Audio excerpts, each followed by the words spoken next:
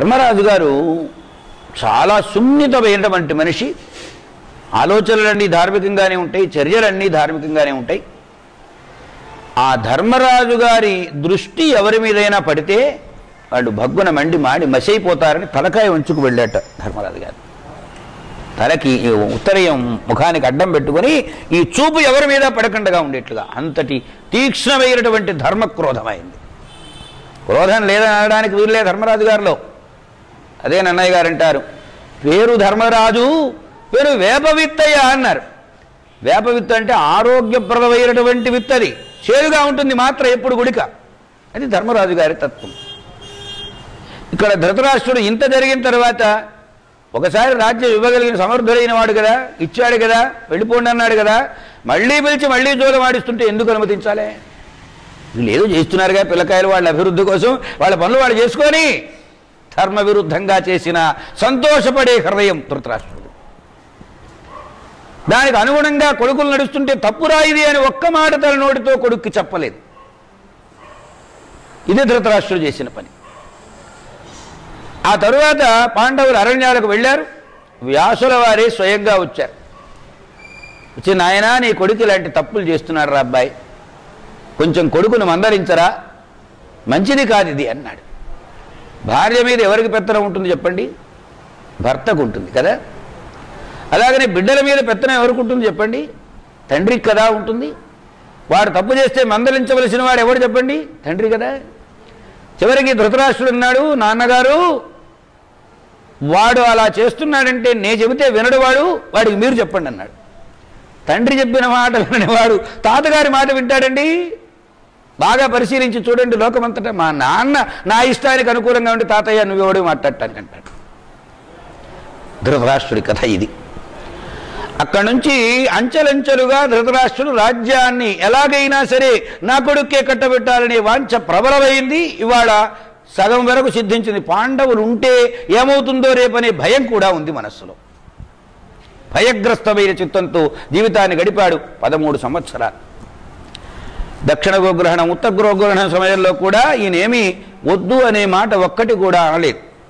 కానీ వాళ్ళ ప్రయత్నాలు వాడు చేసుకొని మంచిదే సమర్థిస్తూ వచ్చాడు. యుద్ధం మగ్గరానికి వచ్చింది. శ్రీకృష్ణస్వామి వంటి వాడు వచ్చాడు. మామయ్య, మామా సత్యవతీ పౌత్ర, తమ్ముని కొడుకులు సగపాలిమ్మనిరి, అటుల ఇష్టపడవదే నిజు 5 ఊళ్ళిమ్మనిరి 5గురకు. ముందుగా మామూలుగా మర్యాదగా అడిగాడు, తనయుల వినిచెదవో, ఈ తనయులతో నేమి పని స్వతంత్రించదో, నీ ఇష్టం ఎలా ఉంటే అలా జరుగుతుంది, నిర్ణయం నీది, నీ ఇష్టం అన్నాడు. అంటే దానికి అంగీకరించాలి కదండి, మంచి చెప్పాలిగా.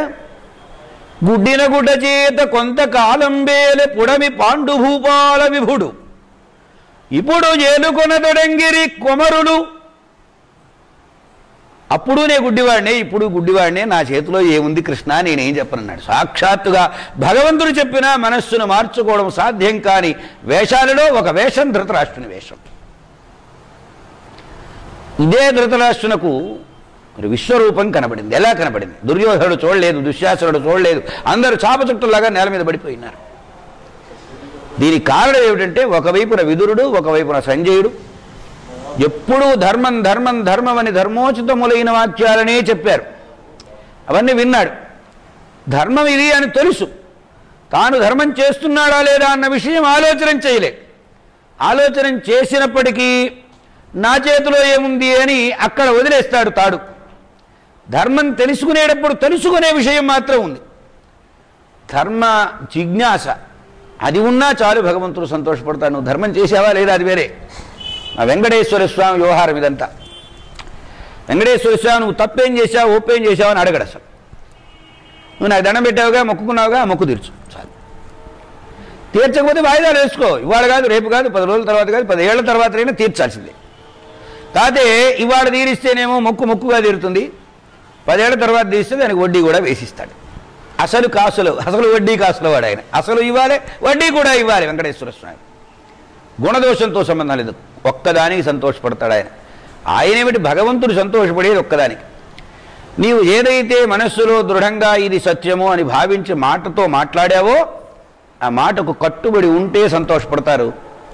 సత్యం రివర్స్ అయ్యి అసత్యమైందనుకోండి, అప్పుడు పట్టుకుంటాడు ఆయన ముక్కు. పడితే మామూలుగా పట్టాడు, ఊపిరి పోవాల్సిందే, అంత గట్టి పొట్టాయి, మాట తప్పడానికి వీల్లేదు. ఇది వెంకటేశ్వర స్వామితో కూడిన వ్యవహారం. సరిగ్గా శ్రీకృష్ణస్వామి కూడా విశ్వప్రయత్నం చేశాడు.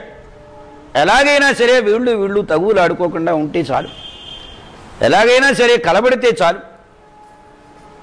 చాలా తీవ్రమైనటువంటి ఒక మాట చెప్పాడు. సింహాలు ఉన్నటువంటి అరణ్యానికి ప్రమాదం లేదు, అరణ్యంలో ఉన్నటువంటి సింహానికి ప్రమాదం లేదు. పాండవులు అరణ్యము వంటి వారైతే, పాండవులు సింహముల వంటి వాళ్ళైతే, అడవులు లాంటి వాళ్ళు మీ కుమారులు. మీరు కలిసిపోయారనుకోండి, హాయిగా ఎవరికీ ప్రమాదం ఉండదు. విడిగా ఉంటే మీరు దెబ్బతింటారు, వాళ్ళు దెబ్బతింటారు. ఇవాళ సింహాలన్నింటినీ ముందు చంపేశారు, తర్వాత అడవులన్నింటినీ నరికేసిపోతున్నారు. వేలం వేయాలా, ఇంకోటి వేయాలా, ఎన్ని రకాల చేష్టలు తర్వాత. అందువలన ప్రధానమైనటువంటి అంశం ఏమిటంటే, మీరిద్దరూ కలిసి ఉండడం వలన మేలు జరుగుతుంది మామా, నీవు చెప్పమన్నారు. ఈ ధృతరాష్ట్రుడికి చాలా దగ్గర కదా దుర్యోధనుడు. ధృతరాష్ట్రుడికి తెలియదండగా చేసిన మొట్టమొదటి పని ఏదంటే వాడిని బంధించడం, కృష్ణుడిని బంధించడానికి ప్రయత్నం చేయడం. కృష్ణుడా బయటపడేది? అంత తేలిగ్గా కట్టుబడతాడా?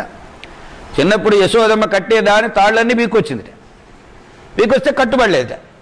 చివరిగా కృష్ణ ఎక్కడ రా, చచ్చిపోతున్నారా, నేను పరిగెత్తలేనురా, ఒళ్ళంతా అలసిపోతుందిరా, ఎన్ని తాడు తీసుకురాని ముడేయడానికి అన్నదిట. టక్కి నా పొట్ట ఏమైందో తెలియదు, చక్కగా ముడిపడింది. భక్తికి ఒక్కటికే లొంగేటువంటి వాడు భగవంతుడు. ధర్మజిజ్ఞాసారూపమైన భక్తి ధృతరాష్ట్రుల్లో ఉంది. ఇది గ్రహించాడు గనక ధృతరాష్ట్ర దుర్యోధనాదులకు ఇవ్వని దర్శనం ధృతరాష్ట్రుడికి ఇచ్చాడు. అది కూడా మర్మం, నీ మనస్సులో మర్మమే నిన్ను పతనం చేస్తుంది. ఇచ్చాడుగా, ఇస్తే ఇక ఇక్కడి నుంచి నేను ఇట్లాగే ఉండాలి అనుకోవచ్చుగా, అనుకోలే. అంతర్యామి శ్రీకృష్ణ పరమాత్మ వెంటనే ఆయన మనస్సు మార్చేశాడు. ఈయన మళ్ళీ కళ్ళతో ఉంటే ఓ పెద్ద ప్రమాదం ఉంది. అందుకని ఆయన చేతనే అనిపించాడు, కృష్ణ నీ వంటి వాడిని చూచిన నిన్ను చూచినటువంటి ఈ కళ్ళతో మామూలు లోకాన్ని నేనేం చూస్తాను, పాపిష్టి లోకమయ్యా, ఈ కళ్ళు తీసేయమన్నాడు. కళ్ళు ఇచ్చింది పరమాత్మ, కళ్ళు అక్కర్లేదు, తీసివేసుకోమన్నటువంటి ధృతరాష్ట్రుడు. ఎందుకన్నాడంటే లోపల ఉన్న అంతర్యామి పనితనం. భీమునకు 10,000 ఏనుగుల బలం ఉన్నది అని, నాగాయుత బలసంపన్న అని పేరు. వీడికి 12,000 ఏనుగుల బలం ఉందిట. కురుక్షేత్ర మహాసంగ్రామం అంతా అయిపోయిన తర్వాత ఆ భీమసేనుడిని తీసుకొచ్చారు. నాయనా భీమసేన, ధర్మరాజును పిలవాలిగా పిలవాలా, నాయనా భీమసేన, నాయనా భీమసేన అని పిలిచట. పిలిచేపటికి ఈ వెర్రిబాబులు వాడు పరిగెత్తుకుంటూ వెళ్తున్నాడు. ఆగమన్నాడు. కృష్ణుడు రెక్కబట్టుకొని వెనక్కి లాగాడు. లాగి ఒక ఇనుప భీముణ్ణి తయారు చేసి ఉక్కుతోటి ధృతరాష్ట్రుని మెల్లిగా తీసుకొచ్చి ఆ భీముని విగ్రహం దగ్గర పెట్టాడు. ఇట్లా పట్టుకొని కావటి వేసి పిసికాడండి, ఇనుము పొడుం ముక్కలు అయిపడిపోయింది. అంటే అంత బలం కలిగిన వాడు. దీన్ని బట్టి అర్థం కాలా ధృతరాష్ట్రుని మనస్సు ఏమిటనేది, నాయనా యుద్ధమంతా నీ చేతి మీదుగానే జరిగిందిటిగా, అందరినీ నువ్వే చంపావట్టుగా, ఒకరు కాదు ఇద్దరు కాదు 100 మంది కొడుకులు చచ్చిపోయినారు, ఒక్కడు మిగిలాడండి. కనడానికి 100 మంది అయితే కొడుకులు కానీ మిగిలిన వాళ్ళు ఎవరు? తలకొరి ఎవరు పెట్టారు? ధర్మరాజు గారు పెట్టారు. చివరి ధర్మరాజు గారు కూడా కాదు, దహనమైపోయినారు దావాగ్నిలో. సంస్కారములు తర్వాత చేశాడు ధర్మరాజు. సరే, ఆ విషయం పక్కన పెడితే ఇక వరుసలో క్రమంలోకి వచ్చేటప్పటికీ కృష్ణుడు చెప్పినా వినలేదు. కురుక్షేత్ర సంగ్రామం సిద్ధమైంది. ఇప్పటి వరకు ఆది, సభ, అరణ్య, విరాట, ఉద్యోగ పర్వములలోని ధృతరాష్ట్రుని పాత్ర. మంచి ఆలోచిస్తున్నది, చెడు ఆలోచిస్తున్నది, 2 ఆలోచనలు ఉన్నాయి. ఉండి వ్యాసుల వారు వచ్చారు. వ్యాసుల వారు వస్తే, నాయన ఇప్పుడు యుద్ధం ప్రారంభమైంది, ఏం చేయాలో తోచడం లేదని కాస్త ఆయన వెళ్ళబోసుకున్నాడు. పాండవుల మీద అమితమైన ప్రేమ, ఎందుకంటే ధర్మాకాంక్షలు గనుక, ధర్మాత్ములు గనుక. అట్లాగని వీళ్ళు మనవాళ్లేగా. భీష్ముడి పాత్ర ఎంతో వ్యాసుల వారి పాత్ర అంతే, పెద్ద తేడా ఉంది. అందువలన ఏం చేశాడు, వీళ్ళని ఎలాగైనా కాస్త నొచ్చర కొడితే ఏమన్నా మంచి మాట వింటారేమో అని చెప్తే, యుద్ధము ఎలా జరుగుతుందో తెలుసుకోవాలని ఉంది నాన్నగారు అని అన్నాడు ధృతరాష్ట్రుడు. అంటే యుద్ధం జరగడం వీడికి ఇష్టమే. అంటే నేను వాడు తెచ్చాడు వీడు తెచ్చాడు వీడు తెచ్చాడు ఈ చావు పంచాంగం అంతా నేను నీకు కూర్చొని చెప్పాలా? మహాతపస్వి 10 సార్లు గాయత్రి చేసుకుంటే పుణ్యం వస్తుంది ఆయనకు. అది మానుకొని వచ్చి కూర్చొని చెబుతాడా? అరసికేషు కవిత్వ నివేదనం శిరసి మాలిక మాలిక మాలిక. ఒక కవీశ్వరుడు ఏడ్చట. మనం ఏదైనా ఒక మాట చెబితే దాని రసికత్వాన్ని గ్రహించి స్పందించేటువంటి వాడి దగ్గర కవిత్వం చెప్పాలి కానీ అంతా అయిపోయిన తర్వాత ఏమీ లేదన్నటువంటి వారి దగ్గర ఎంత కవిత్వం చెబితే మాత్రం ఏ ఉపయోగం ఉంది? తన తపస్సు అనుష్ఠానం మానుకొని వీళ్ళ తలకాయలన్నీ తెగినాయనే సంగతి ఈయన కూర్చొని చెబుతాడా? కానీ అట్లాగని మాట తీసేయలేదు. అక్కడ ఏది జరిగినా చీమ చుట్టుకోమన్నా నీకు చెప్పడానికి ఒక వ్యక్తిని ఏర్పాటు చేస్తా, ఆ వ్యక్తి చెప్పే ద్వారా నీవు మాటలు విను అని సంజయుడిని పిలిచి, సంజయ నీకు నేను జ్ఞానం ఇస్తున్నాను అన్నాడు. యుద్ధంలో ఏం జరుగుతుందో అవన్నీ తెలుస్తాయి, తెలిసిన విషయాలన్నీ వీడికి నిర్ణయం చేశారు. వ్యాసుల వారు వెళ్ళిపోయినారు తపస్సుకి. దాంతో ఏం జరిగింది ఏం జరిగింది ఏం జరిగింది వీడికి తపన. 10 రోజులు అసలు కనపడలేదు సంజయుడు. 11వ రోజు వచ్చాడు. యుద్ధం 10 రోజులు అయిపోయింది. భీష్ముడు చచ్చిపోయిన తర్వాత, భీష్ముడు పతనమైన తర్వాత వచ్చాడు. ఏమైంది? ధర్మక్షేత్రే కురుక్షేత్రే సమవేదాయుత్సవ మామకా పాండవాశ్చైవ కిమకుర్వత సంజయ. ఒరే సంజయ, ఏం జరిగిందిరా అక్కడ? ధర్మమునకు నిలయమైనటువంటి కురుక్షేత్ర సంగ్రామ రంగంలో మామకాహ నా కొడుకులు, పాండవాహ పాండురాజు కొడుకులు కిమకుర్వత ఏం చేశారు చెప్పమని అడిగారు. అంటే యుద్ధం చేశారనేది తెలుస్తూనే ఉంది. 10 రోజుల యుద్ధం అయిపోయింది కదా. అంటే ఎవరెవరు ఎలా యుద్ధం చేశారు అని ఇక్కడ ప్రశ్న. ముందుగా ఆయనకి కాస్త కొంచెం మనస్సు స్థిరపడడానికి వీలుగా శ్రీకృష్ణస్వామి చేసిన ఉద్బోధ భగవద్గీతను ఉపదేశం చేశాడు సంజయుడు. అంతా విన్నాడు. నాయన జయం ఎవరిదన్నాడు. యత్ర యోగేశ్వర కృష్ణ యత్ర పార్థో ధనుర్ధర తత్ర శ్రీహి విజయో భూతి ధ్రువా నీతిర్మతిర్మమ. మొదటి శ్లోకం ధర్మక్షేత్రే కురుక్షేత్రే, చివరి శ్లోకం యత్ర యోగేశ్వర కృష్ణ యత్ర పార్థో ధనుర్ధర. కృష్ణార్జున ఉన్న చోట జయం వస్తుంది. అందుకనే భారతం ప్రారంభం చేసేటప్పుడు నారాయణ నమస్కృత్య నరం చైవ నరోత్తమం దేవీం సరస్వతీం చైవ తతో జయముదీరయేత్ అన్నారు వ్యాసుల వారి మాటలు. కనుక నరనారాయణులు ఇద్దరు వాళ్ళు. నారాయణుడు నరులకు చేసిన ఉద్బోధ ఏదైతే ఉందో అది మొత్తం ధృతరాష్ట్రులకు చెప్పాడు. ఇప్పుడు వర్షం పడుతుందండి, మేఘం ఓ చినుకు ముచ్చమ చిప్పలో పడింది, ముచ్చంలాగా తలతల మెరిసింది. గంగానదిలో పడింది, అక్కడి నుంచి గంగాజలం గంగాజలం అంటారు. సముద్రంలో పడింది, ఉప్పు నీరు అయిపోతుంది. అలాగే మురుక్కాలలో పడింది, మురుగునీరు అవుతుంది. వర్షం కురవడంలో తేడా ఏం లేదు. ఒక గురువు ఒక శిష్యునకు బోధ చేస్తే శిష్యుని హృదయ సంస్కారాన్ని బట్టి విషయం అర్థమవుతుంది. శిష్యుడు హృదయ సంస్కార రహితుడు అనుకోండి, అది మురుగుంటా పడితే మురుగునీరు అయిపోతుంది. ఇంత ఉపదేశం చేసినటువంటి భగవద్గీత అర్జునుడిని యుద్ధోన్ముఖుణ్ణి చేస్తే, కర్తవ్య నిర్వహణలో సమర్థుణ్ణి చేస్తే, ధృతరాష్ట్రుడు ఇంకేం జరిగిందిరా ఇంకేం జరిగిందిరా, ఎవడిని చంపాడురా, ఇదే యావా. అంటే పాండవుల వైపు ఒకటి తెచ్చాడనగా అబ్బా ఎంత బ్రహ్మాండమైన పని జరిగిందంటాడు. ఇటువైపు ఎవరిని తెచ్చాడనగా అయ్యయ్యో నేను అక్కడికి మొత్తుకున్నారా అని ఎత్తుకొట్టుకొని ఆ దుర్యోధన పీరికి వించొచ్చాడా నా మాట. ఇది ఆయన వెర్షన్. పాండవుల వైపు నష్టం జరిగితే సంతోషం లోపల, కౌరవుల వైపు నష్టం జరిగితే అయ్యో కుయ్యో మర్రో. ఇలా నడిచింది జీవిత చరిత్ర అంతా. కురుక్షేత్ర మహాసంగ్రామం అంతా అయింది. హస్తినాపుర సామ్రాజ్యానికి ధర్మరాజు గారు అధిపతి అయినాడు. భీష్ముడు ఉపదేశాలు చేశాడు. ఇంకెన్నో జరిగినాయి. జరిగిన తర్వాత నేను ఇక్కడ ఉండలేనయ్యా, నా దారి నేను చూసుకుంటాను. ఇక్కడ ఒక చిత్రమైన తమాషా జరిగింది. భీముడు ఏం చేసేవాట, ధృతరాష్ట్రుల దగ్గరికి వచ్చి రేయ్ ధర్మపిండం పడేయండి రా వాడికి అనేవాట. ధర్మపిండం పడేయండి అంటే యుద్ధంలో 100 మంది కొడుకులు తెచ్చారు, కూడిపెట్టేవాడు ఒక్కడు లేడు, వాడికి అంత అన్నం పడేయండి ఆకలి లేరు. వాడు ఎదురుగా కూర్చో వేసుకొని ధృతరాష్ట్రుడు కూర్చుంటే, రేయ్ ఈ భుజము దుశ్శాసనుడి రొమ్ము పగిల్చిన చేయి రాయిది, కాస్త ఆమదం రాయి బాగా ఆ నొప్పులు తగ్గుతాయి అనేవాట. దుర్యోధనుడి తొడలు పగలగొట్టిన చెయ్యి రాయిది, దీనికి రాయి కాస్త రోజు మాలిష్ చేయించుకున్నట్టు ఎదురుగా కూర్చొని. ఈ మాటలన్నీ విని విని విని ఏడుపు వచ్చింది. ఒక్క కొడుకు లేడు, అన్నం పెట్టేవాడు లేడు, ధర్మరాజు గారు పెడుతున్నాడు. ధర్మరాజు మంచివాడే, ఆ ధర్మరాజు తమ్ముడు ఇలా ఆక్షేపణం చేస్తున్నాడు, నా గతి ఏమిటా అని ఏడ్చాడు. ఏడిస్తే అప్పుడు విదురుడు చెప్పాడు, ఎందుకయ్యా ఇక్కడ పడుండి ఏం ఉపయోగం, ఇప్పటికైనా కాస్త మనస్సు మరలించుకో, హాయిగా వెళ్ళి తపస్సు చేసుకో, అడవిలో కావలసిన సౌకర్యాలు ఏవి కావాలంటే ధర్మరాజు ఏర్పాటు చేస్తారని మధ్యవర్తి పరిష్కారం చెప్పారు. చెబితే ఇక ధర్మరాజు గారి దగ్గర ఈ విషయం చెబితే, పెదనాన్నగారు నా వల్ల ఏమైనా అపరాధం జరిగిందా అంటాడు ఆయన. అని మరి అతి మంచివాడు, అతి మంచితనం కూడా ఒకప్పుడు ప్రమాదమే.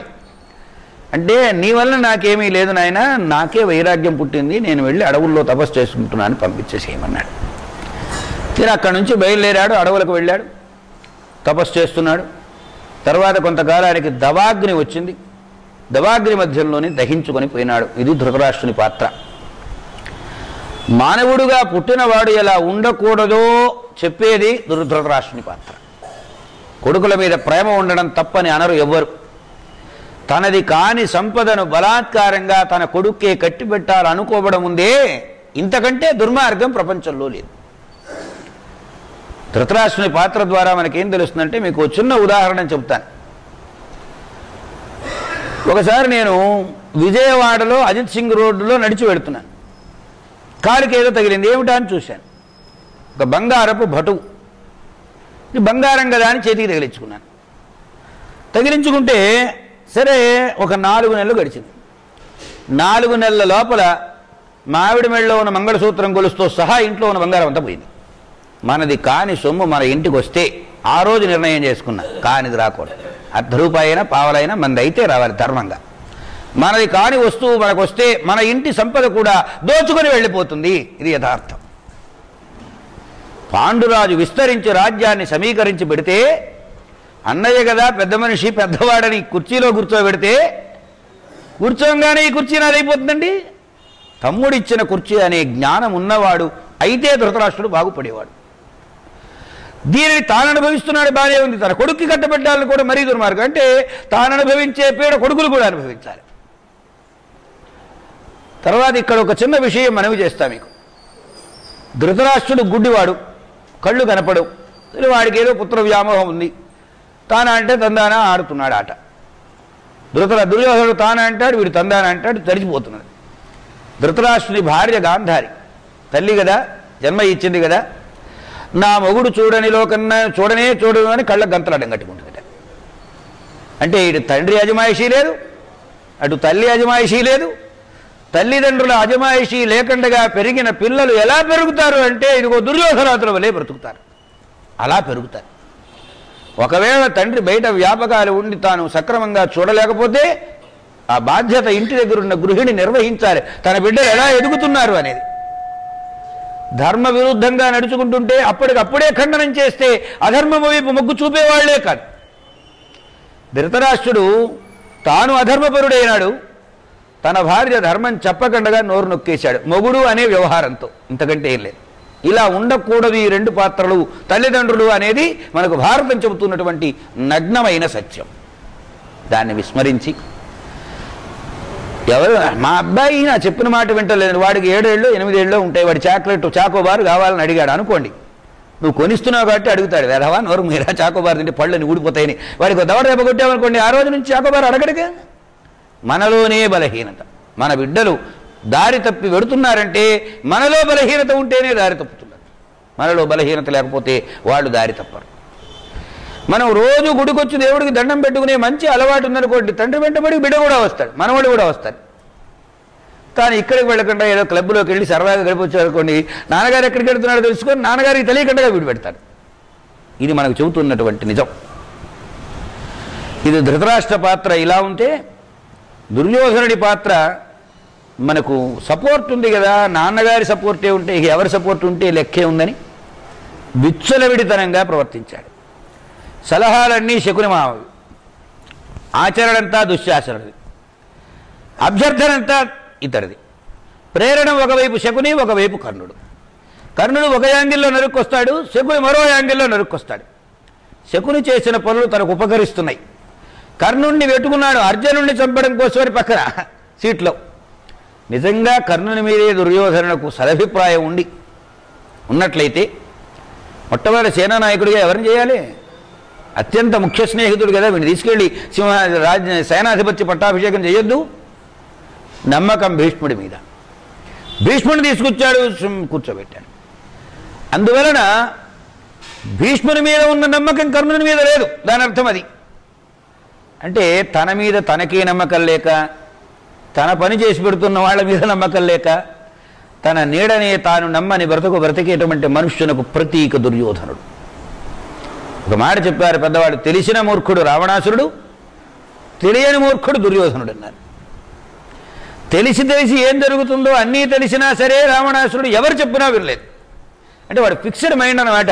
ఎవరు చెప్పినా నేను వినకూడదు, సీతను తీసుకెళ్ళి ఇవ్వమని మండోదరు చెప్పిందే, విభీషణుడు చెప్పాడా, కుంభకర్ణుడు చెప్పాడా, మాల్యవంతుడు చెప్పాడా?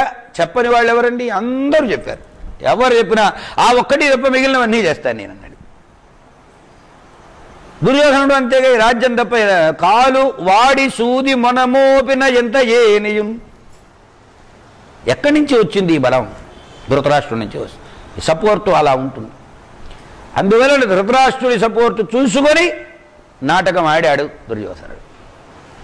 కృష్ణుడి దగ్గరికి వెళ్ళాడు. కృష్ణా నీ సహాయం కావాలన్నాడు. అర్జునుడు అక్కడే ఉన్నాడు, ఈయన ఇక్కడ ఉన్నాడు.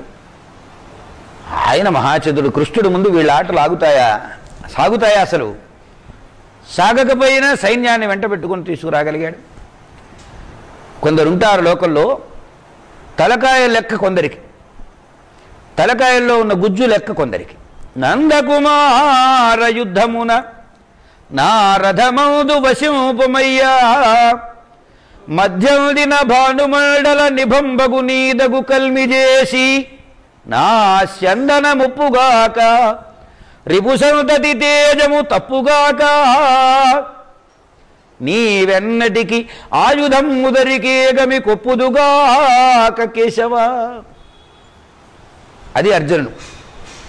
దుర్యోధనుడు ఏమిటి? పరిశేష న్యాయంబుర సర్వంబు నేనే గ్రహించితిరి అన్నాడు. మొత్తం సైన్యాన్ని అట్టు పెట్టుకుపోయినాడు. అంటే ఏమిటనమాట? మంది బలం. బలాలు 3 రకాలండి. Man power, muscle power, money power. ఇదే నాటకం ఆడుతుంటుంది. కొందరు ఖండబలం చూచుకొని విర్రవీగుతారు, కొందరు మంది బలం చూచుకొని విర్రవీగుతారు, కొందరు ధనబలం చూసుకొని విర్రవీగుతారు. చరిత్ర చెబుతున్న సత్యాలు పురాణాల్లో అనేకమైన వందల వేల కథలు ఉన్నాయి. మనం జాగ్రత్తగా గమనిస్తే భగవద్బలము ముందు, ధర్మబలము ముందు ఇవన్నీ తోక ముడుచుకొని పారిపోవలసిందే తప్ప ఇవేవీ నిలిచేవి కాదు. కాకపోతే ఇవాళ స్విస్ బ్యాంకులో ఇన్ని లక్షల కోట్లు దాచుకున్నామని సంతోషపడొచ్చును. ఈ దాచినటువంటి సొమ్ము బయటపెట్టేవాడు ఎవడో వస్తాడు, వాడు దానికి పుడతాడు. మనకు తెలియదు అది. ఆ రహస్యం గుర్తించలే. ఎక్కడ ధర్మబలం ఉంటుందో అక్కడ భగవంతుడి బలం ఉంటుంది. ఎక్కడ భగవంతుడి అండదండలు ఉంటాయో అక్కడ విజయము తటస్థిస్తుంది. యతో ధర్మ తత కృష్ణ, యత కృష్ణ తతో జయ. ఇది భారతం నిర్ణయించి చెబుతున్నది. కృష్ణస్తు భగవాన్ స్వయం. కాబట్టి ఊరికే వెళ్ళి కూర్చున్నాడా? రథం పగ్గాలు పెట్టుకొని రథం తోలడం సంబరం ఆయనకు అవసరమా? ఒక్కరోజున 7 అక్షౌహిణుల సేనను అర్జునుడి చేత చంపించినవాడు, పరమేశ్వరుడి దగ్గర ఉన్నటువంటి పాశుపదాస్త్రము పరిశుద్ధం చేసి మళ్ళీ పునః ఈ రోజున ఈ క్షణంలో ప్రయోగిస్తే దగ్ధం చేసేటువంటి వైశద్యాన్ని ఏర్పాటు చేసినటువంటి వాడు. అది భగవద్బలం. ఎక్కడి నుంచి వచ్చింది? ధర్మాన్ని బట్టి వచ్చింది. ధర్మం అంటే ఏం లేదండి, మన ధర్మం మనకు తెలియాలి. అన్నగారి మాట వినడం తమ్ముడి ధర్మం, భర్త మాట వినడం భార్య ధర్మం, తల్లిదండ్రుల మాట వినడం తనయుడి ధర్మం. ఇదే కానీ ధర్మం అంటే వేరే ఎక్కడో ఉందా? అర్జునుడు అన్నగారి మాటకు ఎప్పుడు ఎదురాడలేదు కనుక ధర్మరాజు పక్కన అర్జునుడికి స్నేహితుడైనాడు. ఈయన సఖ్యబంధం అన్నారు దీన్ని. కృష్ణుడి అండతో జయించాడు. అదే మాట సంజయుడు చెప్పాడు. ఎత్ర యోగేశ్వర కృష్ణ ఎత్ర పార్థోధనుర్ధర తత్ర శ్రీ విజయ భూతి ధ్రువా నీతి మతిర్మమ. ఇన్ని చెప్పినా బుర్రకెక్కించుకొని వాడు ధృతరాష్ట్రుడు. చెప్పేవాడు చెబుతుంటారులే, మనం వింటే కదా, మనం వినక్కర్లేదు, మన దారి మనం చూసుకుందాం. ఊరిదందరిది ఒకదారి, ఉలిపి కట్టది ఒకదారి. అట్లా బ్రతుకు గడిపి సర్వధ్వంసం అయినవాడు, సర్వధ్వంసం చేసినవాడు దుర్యోధనుడు భారతంలో. ఇక శకుని సంగతి చెప్పుకుందా 4 మాటలు, ఎక్కువగా చెప్పవలసిన అవసరం లేదు. చాలామంది ఒక దురభిప్రాయపడ్డారు. ఒక కథ కూడా ఓ సినిమాగా వచ్చింది. ఎందుకంటే ఇవాళ రేపు సినిమాలు చాలా పరమ ప్రామాణికాలుగా భావిస్తూ ఉంటారు. నారదుడు అనగానే తంపుల మారివాడని ఒక ఐడెంటిఫై చేస్తాం, ముద్ర వేసేస్తాడు నారదుల వారి. నారం దదాతి నారద నరసంబంధయద అజ్ఞానం తద్యౌతి ఖండయతి నారద. జ్ఞానాన్ని ఇచ్చేవాడు ఆయన, అజ్ఞానాన్ని తొలగించేవాడు ఆయన. ఆయన పాత్ర అది, సద్గురువు పాత్ర. బ్రహ్మదేవుడి దగ్గర విన్నటువంటి నారాయణమూర్తి ద్వారా బ్రహ్మదేవునకు వంటి ఉపదిష్టమైన భాగవత తత్వాన్ని తన తండ్రి ద్వారా తాను నేర్చుకొని వ్యాసుల వారికి ఉపదేశం చేశాడు. చతుశ్లోకి భాగవతం. ఒక క్యారెక్టర్ పైన మనం ఒక అభిప్రాయం ఏర్పరచుకోవాలంటే అవగాహన కలగాలి. ఆ పురాణాలు చూడాలి. ఆ పురాణాల్లో చూస్తే మనకు కనబడు.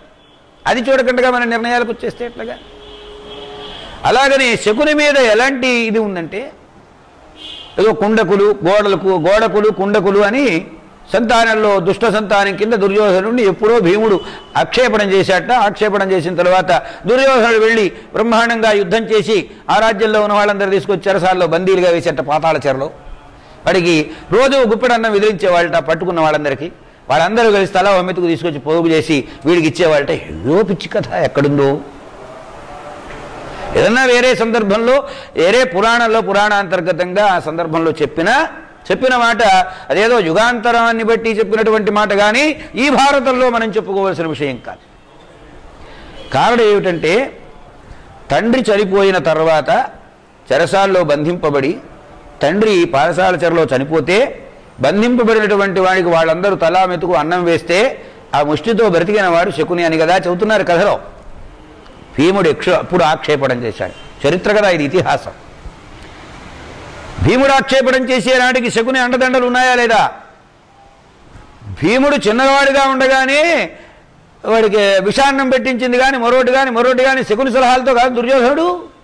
కనుక శకుని అప్పటికే చేరి ఉన్నాడు. ఆక్షేపణం చేసే పరిస్థితి లేదు.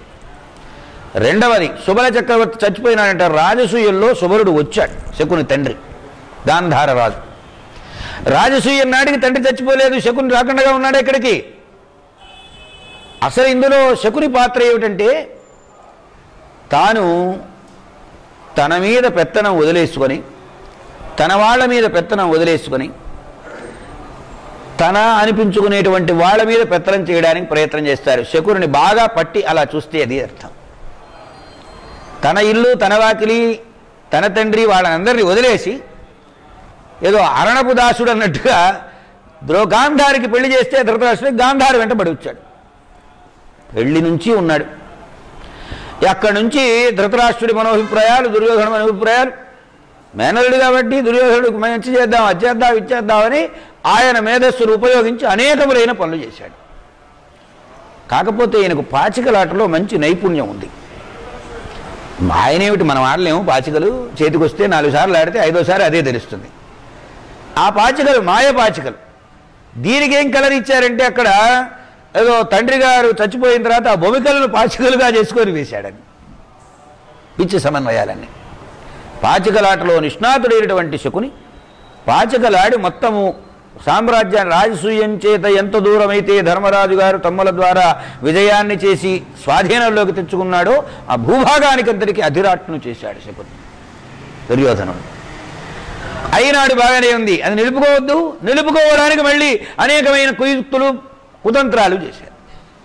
అంటే మేనల్లుడికి మేలు చేద్దామని వచ్చిన మేనమామి తప్ప నేను చేస్తున్న ఈ పని చివరికి కొత్తగా తరిగేస్తుందనే విషయాన్ని మాత్రం ఆలోచన చేయని, ఆలోచన రహితుడైన, గొప్ప ఆలోచన ఉన్నవాడైన శకుని ఈ చిన్న విషయాన్ని ఆలోచించని, ధర్మబలం తెలుసుకోలేనటువంటి వాడు శకుని.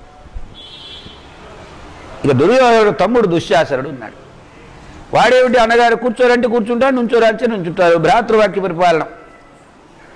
భ్రాతృవాక్య పరిపాలన చెయ్యమనే చెబుతున్నది రామాయణం కూడా, అదేగా చెబుతున్నది. అన్నగారు ఏది చెబితే తమ్ముళ్ళంతా అది వినాలి. జ్యేష్ఠ భ్రాత పితృసమః. తండ్రి పోయిన తర్వాత తండ్రి తర్వాత వాడు చెబుతాడు, వాడే వినాలి. తండ్రి ఉండగానే అన్నగారి మాట విన్నాడు దుశ్శాసనుడు. సరే, ఈ విషయాన్ని ఇలా ఉంచితే ఒక నిండు సభలో ఒక స్త్రీని జుట్టు పట్టుకొని ఈడ్చుకురారా అంటే ఆ తమ్ముడు ఈడ్చుకొచ్చాడంటే వాడెంత యోగ్యుడు. అన్నగారి మాట తప్పా ఒప్ప అనేది తన మనస్సుతో నాకు ఆలోచించాలిగా. భరతుడు ఆలోచించాడు, అన్నయ్య రాజ్యం నాకు అక్కర్లేదు, ఇది ఆయన మైండ్లో ఉంది. లక్ష్మణుడు అన్నగారు వెంట ఉండి సేవ చేస్తే చాలు, ఇది ఆయన మనస్సులో ఉంది. అన్నగారిని అలా గౌరవించాలి.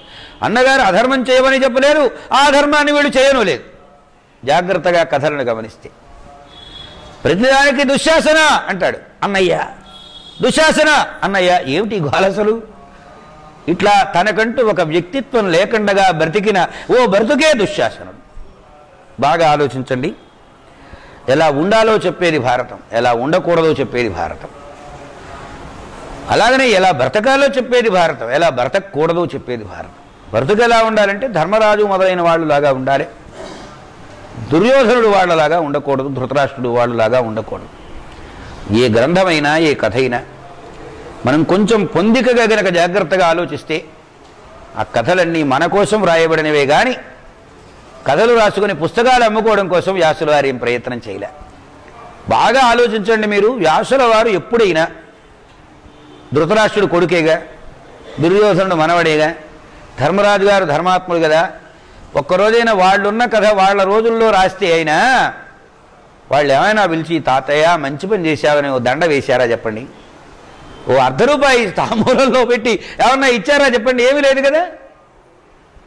అది ఆశించి చేశాడా? ఇది కేవలం ఒక పాండవుల కథ కాదండి.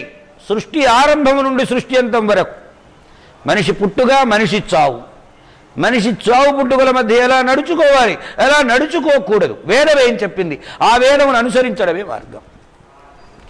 ఆ విషయాలను అనేక పాత్రల ద్వారా అనేక సందర్భాలను చాలా విస్తరించి వివరంగా లోకానికి అందించాడు మహానుభావుడు వ్యాసుల వారు. ఈ 4 పాత్రల ద్వారా ఏమి నేర్చుకోవాలి మనం? సమాజం ఏం నేర్చుకోవాలంటే ధృతరాష్ట్రుడిలాగా బ్రతకూడదు, ధృతరాష్ట్రుని భార్య గాంధారిలాగా బ్రతకూడదు. బ్రతికితే బిడ్డలు ఇట్లా అయిపోతారు. బిడ్డల మీద అజమాయిషి ఉండాలి ప్రతి తల్లిదండ్రికి. వాడు తండ్రి చెప్పిన మాట వినడు, తల్లి చెప్పిన మాట వినడు, గురువు చెప్పిన మాట వినడు, ఇంకెవరి మాట వింటాడండి? మాతృదేవో భవ, పితృదేవో భవ, ఆచార్యదేవో భవ. ఏమీ వినటువంటి వాడు, దుర్మార్గుడైనటువంటి వాడు ఎందుకు అవుతాడంటే వీళ్ళ అజమాయిషి సక్రమంగా లేదు కనుక. ఎవరి మాట వినటువంటి వాడు. ఒకవేళ వినాలని ఎప్పుడైనా ఒక్క క్షణం అనిపించిన పక్కనుంటాడు వీడు. ఆచార్య నమస్కారము కూడా కూడదని దుర్యోధనుడు వచ్చి ఒక రోజున ద్రోణాచార్యుల వారికి, అయ్యా మీకంటే గొప్పవాడు ఏం కాదు అర్జునుడు, అర్జునుడు బలవంతుడు అంటున్నారు, మీకంటే బలవంతుడా, మీకంటే విద్యా నైపుణ్యం ఉన్నవాడా కాదు కదా, కానీ మీ పాండవ పక్షపాతం ఈనాడు మీ నోట ఇలా పలికిస్తున్నది. కానిండు మహాత్మా తమకు కృప ఈగతి కలిగిన ఏమి చేయుదునని 2 చేతులు ఇట్లా అన్నట్ట చేపట్టు లేచి, ఏమిటయ్యా బ్రాహ్మకి దండం పెట్టే బుద్ధి లేదా నీకు? దండం పెట్టబోక. ఏదైనా తాంబూలం ఇవ్వడానికి ఎప్పుడైనా పిలిస్తే నమస్కారం చేస్తే సభల్లో శాలువాలు కప్పడానికి మనకు వస్తారు వాళ్ళు. ఏదైనా మంచి చెడు ఆగాలంటే ముహూర్తం చెప్పమంటే చెబుతారు వాళ్ళు. జాతకంలో ఏదైనా చెడు రోజులు వస్తే జాతకం చెప్పమంటే చెబుతారు, అందుకు పనికి వస్తారు. కానీ ఈ ఏడు దండం పెడతామేమిటి ఆయనకు? అవసరానికి ఉపయోగించుకోవాలి బ్రాహ్మణుడు. గురువుగారి మాట విందామనుకున్నా విననివ్వని దుర్లక్షణం ఉన్న కర్ణుడు పక్కనే చేరాడు. ఎవరిని పక్కన చేర్చుకోవాలి, ఎవరిని దూరంగా ఉంచాలని తెలియని తెలివి తక్కువవాడు, పరమమూర్ఖ లక్షణం కలిగిన వాడు దుర్యోధనుడు. దానికి నిరంతరము సపోర్ట్ చేస్తూ ఉండేటువంటి వాడు తండ్రి ధృతరాష్ట్రుడు. దానికి తగిన ప్రణాళిక రచన చేసి ఏ క్షణంలో ఎలా నడవాలి, ఎలా నడుచుకోవాలి అనే దానిని ప్రణాళికాబద్ధంగా నడిపినటువంటి వాడు శకుని. చెప్పిన పనుల్లా చేసేటువంటి వాడు దుశ్శాసనుడు. ఒక్క దుర్యోధనుడుగా ఎదిగాడంటే ఇంత ఉంది ప్రమేయం. అందుకని ఆ అన్ని పాత్రల గురించి ఒక్కసారి భారతంలో అవలోకనం చేసి ఈ రోజున మనం చక్కగా వివరంగా చెప్పుకున్నాం ఈ విషయాలన్నింటినీ. అంబరధరం విష్ణుం శశివర్ణం చతుర్భుజం ప్రసన్నవదనం ధ్యాయేత్ సర్వవిఘ్నోపశాంతయే. అగజానన పద్మార్కం గజాననమహర్నిశం అనేకదం తం భక్తానామేకదంతముపాస్మహే. గురుర్బ్రహ్మా గురుర్విష్ణుః గురుర్దేవో మహేశ్వరః గురుః సాక్షాత్ పరం బ్రహ్మ తస్మై శ్రీగురవే నమః. నమః శ్రీశంకరానందగురుపాదాంబుజన్మనే సవిలాసమహామోహగ్రాహగ్రాసైకకర్మణే. ఖరలీలావతారాయ శంకరాయ పరౌజసే కైవల్యకల్పనా కల్పతరవే గురవే నమః. అజ్ఞానాం జాహ్నవీతీర్థం విద్యాతీర్థం వివేకినాం సర్వేషాం సుఖదం తీర్థం భారతీతీర్థమాశ్రయే. అభ్రశ్యామ పింగజటాబద్ధకలాప ప్రాంశుర్దండీ కృష్ణమృగత్వక్పరిధానః సర్వాన్ లోకాన్ పావయానః కవిముఖ్యః పారాశర్యః పర్వస్వరూపం వివృణోతు శాంతాకారం భుజగశయనం పద్మనాభం సురేశం విశ్వాధారం గగనసదృశం మేఘవర్ణం శుభాంగం లక్ష్మీకాంతం కమలనయనం యోగిహృద్యానగమ్యం వందే విష్ణుం భవభయహరం సర్వలోకైకనాథం నారాయణం నమస్కృత్య నరం చైవ నరోత్తమం దేవీం సరస్వతీం వ్యాసం తతో జయముదీరయే. అస్మత్శ్రీ గురుచరణారవిందాభ్యాం నమః. శ్రీ శారదాంబాయై నమః.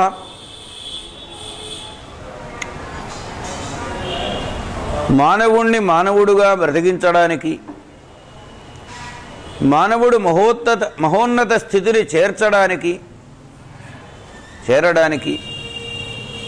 అత్యంత ఉపయుక్తమై వ్యాస గ్రహితమైనటువంటి మహత్తర గ్రంథం శ్రీమన్మహాభారతం. అటువంటి మహాభారత గ్రంథంలో క్రమంగా మనం పాత్రల యొక్క ఔచిత్యాలను, స్వభావాలను, పాత్రలకు సంబంధించి మనం ఎలా దాన్ని స్వీకరించాలి, మంచి చెడులను అనే విషయాన్ని గురించి చెప్పుకుంటూ వస్తున్నాం. ఈ రోజున మహాప్రాజ్ఞుడైనటువంటి విదురుని గురించిన మాటలు చెప్పుకుందాం. లోకల్లో విదుర నీతి అని ఒక ప్రసిద్ధి ఉంది. ఉద్యోగ పర్వంలో ఆయన చెప్పినటువంటివన్నీ ఒకచోట విదుర నీతి అనే పేరుతో గ్రంథం లోకల్లో ఉన్నది. తిక్కన గారు కూడా దాన్ని బాగా విస్తృతంగా వివరించి చెప్పారు. అసలు ఈ విదురుడు ఎవరు, ఏమా కథ, దాని గురించిన విశేషాలు ఈరోజు చెప్పుకుందాం. ఒకప్పుడు ఒక ఋషీశ్వరుని ఆశ్రమంలో ఒక చిన్న కలకలం జరిగినప్పుడు ఆయనేమో దీక్షితుడై ఉన్నాడు, మౌనవ్రతాన్ని పాటిస్తున్నాడు. అటువంటి సమయంలో రాజభటులు కొందరు దొంగలను వెంట తరుముతూ బయలుదేరారు. రాజభటులు అడిగారు ఈ మౌనవ్రతంలో ఉన్నటువంటి ఆయన, ఏమయ్యా దొంగలు ఏవైనా వచ్చారా ఇటువైపున అని. అంటే ఈయన మాట్లాడకూడదు కదా, నియమం ఈయనకి. ఈయన నియమం ఈయనకి తెలుసు, కానీ వచ్చిన వాళ్లకు తెలియదు. ఈయన ఏమీ మాట్లాడలేదు, మౌనంగా ఉన్నాడు. ఆ తరువాత రాజభటులు వెళ్ళారు, లోపలంతా వెతికారు, దొంగల్ని పట్టుకున్నారు. ఈయనేదో ముఠామేస్త్రి అనుకున్నారు. ఈయన కూడా బంధించి తీసుకుని వెళ్ళారు రాజుగారి దగ్గరికి. అంటే ఒక మాట చెప్పారు, పంచమహాపాతకాలని 5 ఉన్నాయి. 5 ఏమిటంటే బ్రహ్మహత్య, గోహత్య, గురుభార్య సంగమం, స్వర్ణస్థేయం, బంగారం దొంగతనం చేయడం 4 మహాపాతకాలు. మరి 5వ మహాపాతకం ఏదంటే ఈ నలుగురిలో ఏ ఒక్కరితో స్నేహం చేసినా అది కిస్తా వీడికి అంటుకుంటుందిట. అలాగనే దొంగల మధ్య ఉంటే దొంగనుకోరు. ఈయన దొంగ అనుకొని ఈయన్ని కూడా తీసుకువెళ్ళారు. తీసుకువెళ్తే రాజుగారు అన్నాడు, ఒరే ముఠామేస్త్రికి శిక్ష పెద్దదిగా ఉండాలని వాళ్ళనేమో జైల్లో వారేశాడు. ఇన్ని తీసుకుని వెళ్ళి 4 బజార్లు కలిసేటువంటి కూడలి స్థలంలో ఒక శూలానికి దిగేశాడు. చాలా తీవ్రమైనటువంటి బాధను అనుభవిస్తున్నాడు ఆయన. అనుభవించి కళ్ళ వెంట కన్నీళ్లు గారుతున్నాయి. రాజభటులు వస్తున్నారు, గస్తీలు తిరుగుతున్నారు రాత్రిపూట. ఒక రోజున సాటి మహర్షులందరూ పక్షుల రూపంలో వచ్చి, ఏమయ్యా మహానుభావుడివి, తపోనిష్ఠా గరిష్ఠుడివి, నీకేమిటి ఈ శిక్ష, ఎందుకు వచ్చిందన్నారు. ఏమో పూర్వజన్మ ప్రారంధం ఏదొచ్చిందో అని వాళ్లకు తగిన మాటలను చెబుతున్నాడు ఆయన. ఇది విన్నారు రాజభటులు. అయ్యా మీరు పట్టుకున్నది ఎవరో మహానుభావుని పట్టుకున్నారు, రాత్రి ఇలా జరిగిందని చెప్పారు. రాజుగారు వచ్చారు. వస్తే ఈయన మామూలుగానే ఉన్నాడు. మహానుభావ నన్ను క్షమించమని 2 చేతులు జోడించి నమస్కారం చేసి, ఈ శూలమును పీకేస్తే ఇక్కడ బుధరంధ్రం నుంచి అది వెన్నుపూస పక్క నుంచి దిగింది ఆ శూలం. ఈ శూలాన్ని తీసేస్తే చచ్చిపోతాడు. అందుకని ఏం చేశాడు, ఈ శూలము కింద వైపున అలా కొట్టేసి మీరు స్వేచ్ఛగా వెళ్ళిపోవచ్చు అన్నారు. ఈ పైనుంచి పొడుచుకొచ్చినటువంటి ఈ శూలం ఉన్నది అగ్రం, దానిని అణి అన్నారు. అణితో కూడినటువంటి వాడు ఈయన పేరు మాండవ్యుడు కనుక అణిమాండవ్యుడు అని పేరు ఏర్పడింది ఆయన. అక్కడి నుంచి బయలుదేరి ఎకాఎకర యమలోకానికి వెళ్ళాడు. వెళ్ళి యమధర్మరాజును ప్రశ్న వేశాడు, ఏమయ్యా నేనేం తప్పు చేశాను, ఎందుకు నాకు ఈ శిక్ష విధించావు చెప్పమన్నాడు. ఆయన అన్నాడు, నువ్వు చిన్నప్పుడు తూనీగలను పట్టుకొని వాటికి రెక్కల మధ్య నుంచి ఆ పొట్టలో నుంచి ముళ్ళు గుచ్చుతూ ఉండేవాడివి, ఆనాడు చేసిన ఆ దోషం చేత నీవు ఈ శిక్షను అనుభవించవలసి వచ్చిందన్నాడు. నిర్ణయాలు ఎంత అద్భుతంగా ఉంటాయో చెప్పలేం. అంటే అప్పుడు ఈయన అడిగాడు, నాకు అప్పుడు వయస్సు ఎంత అన్నారు. 12 సంవత్సరాల వయస్సు ఉంది అని. 12 సంవత్సరాల వయస్సులో నేను ఇది తప్పని తెలిసి చేశానా తెలియక చేశానా చెప్పమన్నాడు. మీకు అది తప్పు ఒప్పు అనే విషయాన్ని మీరు విచారించలేదు, ఎందువలన అన్నాడు. నీ తల్లిదండ్రులు నీకు చెప్పవలసిన వాళ్ళు చెప్పలేదు గనక ఇది తప్పనే సంగతి నీవు చేశావు, అందుకని శిక్ష అనుభవించావు అన్నాడు.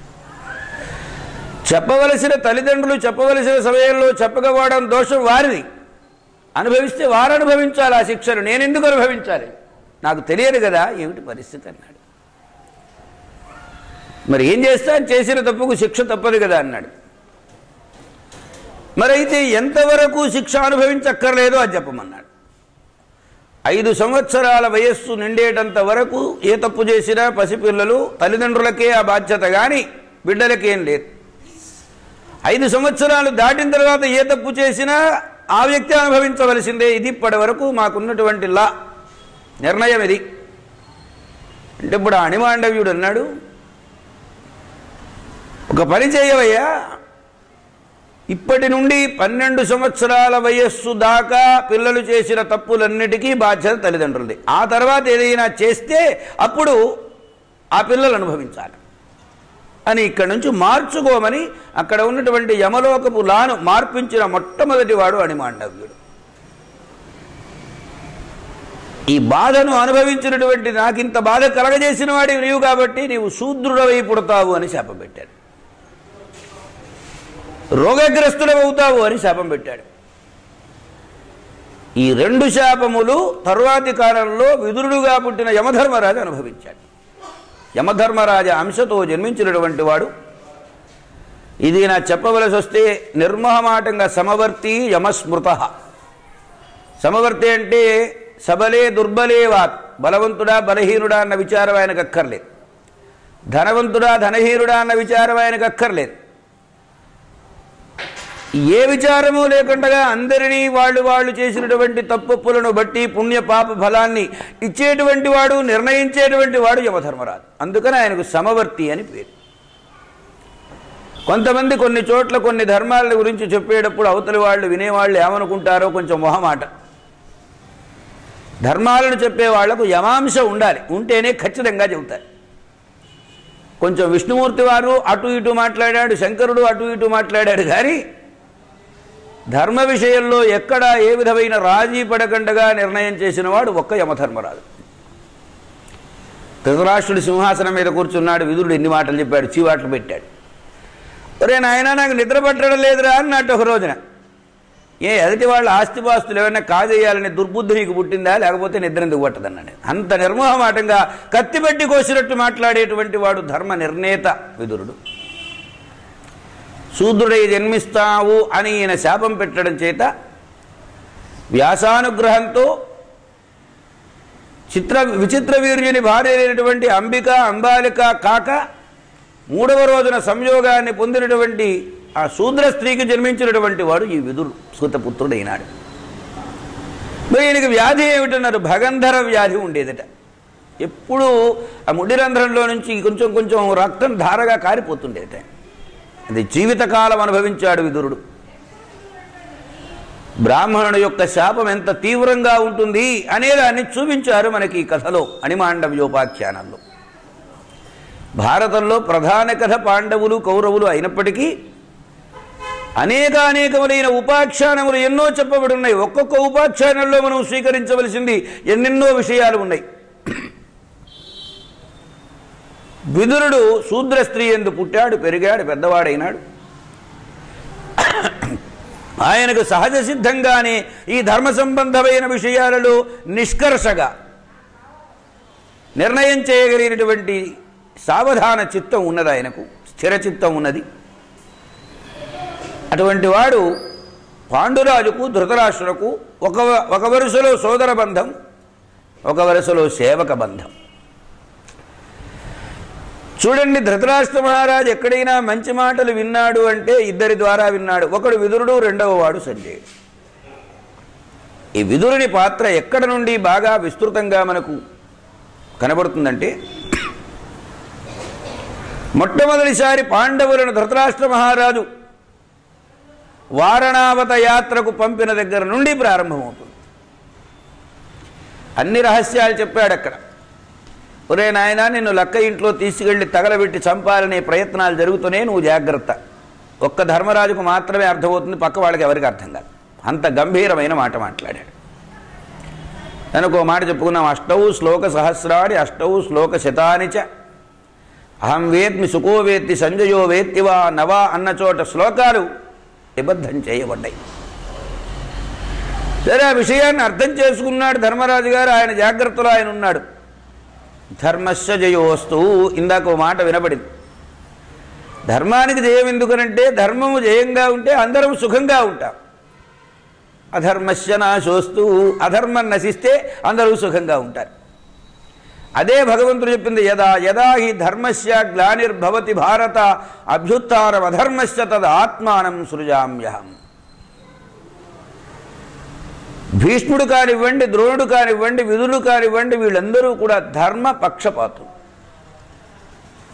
శకుడు కానివ్వండి, దుశ్శాసనుడు కానివ్వండి, కర్ణుడు కానివ్వండి, దుర్యోధనుడు కానివ్వండి, ధృతరాష్ట్రుడు కానివ్వండి, వీళ్ళందరూ స్వార్థ పక్షపాతులు. స్వార్థము తగ్గిన కొద్దీ లోకానికి సుఖం, స్వార్థం పెరుగుతున్న కొద్దీ లోకానికి దుఃఖం. ఇది భారత నిర్ణయం, మహాభారత నిర్ణయం. సరే, ఆ విధంగా మొట్టమొదటి విదురుడి సలహా సంప్రదింపులతో జరిగినటువంటి ఈ సన్నివేశంలో పాండవులు సురక్షితులైనారు. ఎలా తప్పించుకోవాలో మార్గం కూడా విదురుడే చెప్పి పంపాడు. ఇక్కడ ఏ ఇంటిలో అయితే ఉన్నారో ఆ ఇంటిలో నుంచి అరణ్య మధ్యంలోకి సొరంగం వేసుకున్నారు. సొరంగం వేసుకొని మొట్టమొదటి సురక్షితులై ఉన్నారు. మరికొంతకాలం జరిగింది. తిరిగి ద్రౌపదీ స్వయంవరానంతరం మళ్ళీ తిరిగి ఇక్కడ రాజ్యానికి వచ్చారు. ధర్మరాజు గారి సింహాసనం మీద కూర్చున్నాడు. వీళ్ళకి లోపల లోపల కుమిలిపోతున్నారు. మళ్ళీ వచ్చాడే వీడు, మళ్ళీ వచ్చాడే వీడిని వెళ్ళగొట్టేది ఎట్లా. ఇంద్రప్రస్థపురానికి పంపేటువంటి ప్రయత్నంలో మళ్ళీ ఈయన చెప్పినటువంటి మాటలు ఉన్నాయి. వీటన్నింటికంటే అత్యంత ప్రధానమైన కీలకమైన సన్నివేశం సభాపర్వంలో జూతమాడిన తరువాత, పాండవులను పణంగా పెట్టి ఓడిపోయిన తర్వాత ద్రౌపదిని నిండు సభలోనికి వచ్చి అవమానం చేస్తూ ఉంటే, ఇది చాలా దుర్మార్గము మహారాజా, ఇది నువ్వు నిరాకరణం చెయ్యి, ఆపేసేయి ఇక్కడికి, లేకపోతే వంశక్షయం అయిపోతుందన్నాడు. హెచ్చరికలు చేశాడు. అంటే ప్రతి చిన్న విషయంలోనూ ధర్మము అధర్మము, ధర్మము అధర్మం విశ్లేషణం చేసి తనకు ప్రభువుగా ప్రస్తుతం ఉన్నటువంటి ధృతరాష్ట్ర మహారాజుకు ఎరుక పరుస్తూనే ఉన్నాడు. ఆ ఎరుకపరిచిన విషయాలన్నింటినీ చెవితో విన్నాడు. వినేసాడే తప్ప, వదిలేశాడే తప్ప దాన్ని ఒక్కటి కూడా తాను స్వీకరించలేదు. మొన్న ఒకరోజు చెప్పుకున్నాం, మేఘము వర్షిస్తుంది. వర్షించిన మేఘపు నీరు ముత్యపు చిప్పలో పెడితే ముత్యాలు అవుతాయి, సముద్రంలో పెడితే ఉప్పు నీరు అవుతుంది, గంగాది పుణ్యనదీ జలాలలో పెడితే పుణ్యనదులుగా పరిఢవిల్లుతుంది. అదే వర్షం బిందువు మురుక్కాలవలో పెడితే మురుగు నీరైపోతుంది. విదురుడు చెప్పినటువంటి ధర్మములు అన్నీ ఎక్కడ ఎన్నిసార్లు చెప్పినా ధృతరాష్ట్రునకు పెడచెవిన పెట్టాడే తప్ప ఆ మాటలను వినిపించుకోలేదు. సరే, అక్కడి నుంచి ఇంకా కొంచెం కథ ముందుకు నడిచింది. వీళ్ళు ఘోషయాత్రకు బయలుదేరేటప్పుడు ఇలా వెడుతున్నారన్న విషయాన్ని చెవిన వేశాడు విదురుడు. అది కూడా వినిపించుకోలేదు ధృతరాష్ట్ర మహారాజు. ఎందుకంటే వినాలని మనస్సులో లేదు. మళ్ళీ అడుగుతాడు, నువ్వు చెప్పు నాయనా, నువ్వు చెప్పు నాయనా అంటాడు. చెప్పండి చెప్పండి అనడమే తప్ప వినడం మాత్రం లేదు. వినడం రెండు రకాలండి. మళ్ళీ వినడం అంటే ఏదో ఈ చెవులతో వినడం వరకే పరిమితం చేసి వినడం. వినడం అంటే వాళ్ళు చెప్పిన దాన్ని చెయ్యడం అనేటువంటిది కూడా. మా చెప్పిన మాట వింటాడండి మా అబ్బాయి అంటారు. చెప్పిన మాట వింటాడంటే చెప్పిన మాట వింటాడు, చెప్పిన మాట క్రియారూపంలో ఆచరిస్తాడు. రెండు అర్థాలు ఉన్నాయి. అందువలన ఎన్నిసార్లు ధర్మబోధ చేసినా ధృతరాష్ట్రుడు వినలేదు.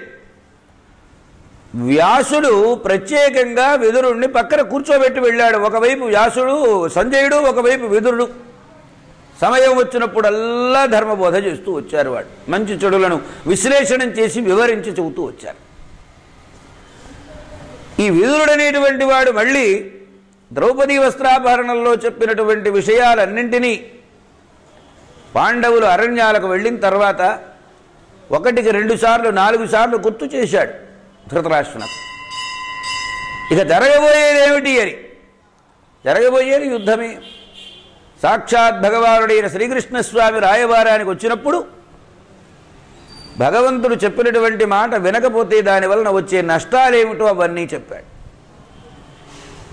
సరే, ఉద్యోగ పర్వంలో సంజయ రాయబారం అయిన తర్వాత సంజయుడు వచ్చి అక్కడికి వెళ్ళినటువంటి రాయబారంలో మన మాట సాగుబాటు అయ్యేటట్లు లేదని అక్కడ జరిగిన వృత్తాంతాలన్నీ చెప్పారు. చెప్పి సంజయుడు వెళ్ళిపోయినాడు. రేపు ఏదైనా ఉంటే మిగిలిన విషయాలు సభలో మాట్లాడుకుందాం, ఇక్కడ ఎందుకు లేని. ఎందుకంటే ఏకాంతంలో చెబితే ఎట్లాగా వినడు, నలుగురిలో చెబితేనైనా వింటాడేమోనని కొంచెం ఆశ సంజయునకు. అప్పుడు విదురుడికి కబురు చేశారు. కబురు చేస్తే విదురుడు బయలుదేరి వచ్చాడు. అయినా నాకు నిద్ర పట్టడం లేదురా, ఏం చేయాలో తోచడం లేదన్నాడు. ఎదుటి వాళ్ళ ఆస్తిపాస్తుల మీద ఏమైనా కన్ను పడిందా, కాజేద్దాం అనుకుంటున్నావా? ఎందుకయ్యా నీకు నిద్ర పట్టడం లేదు?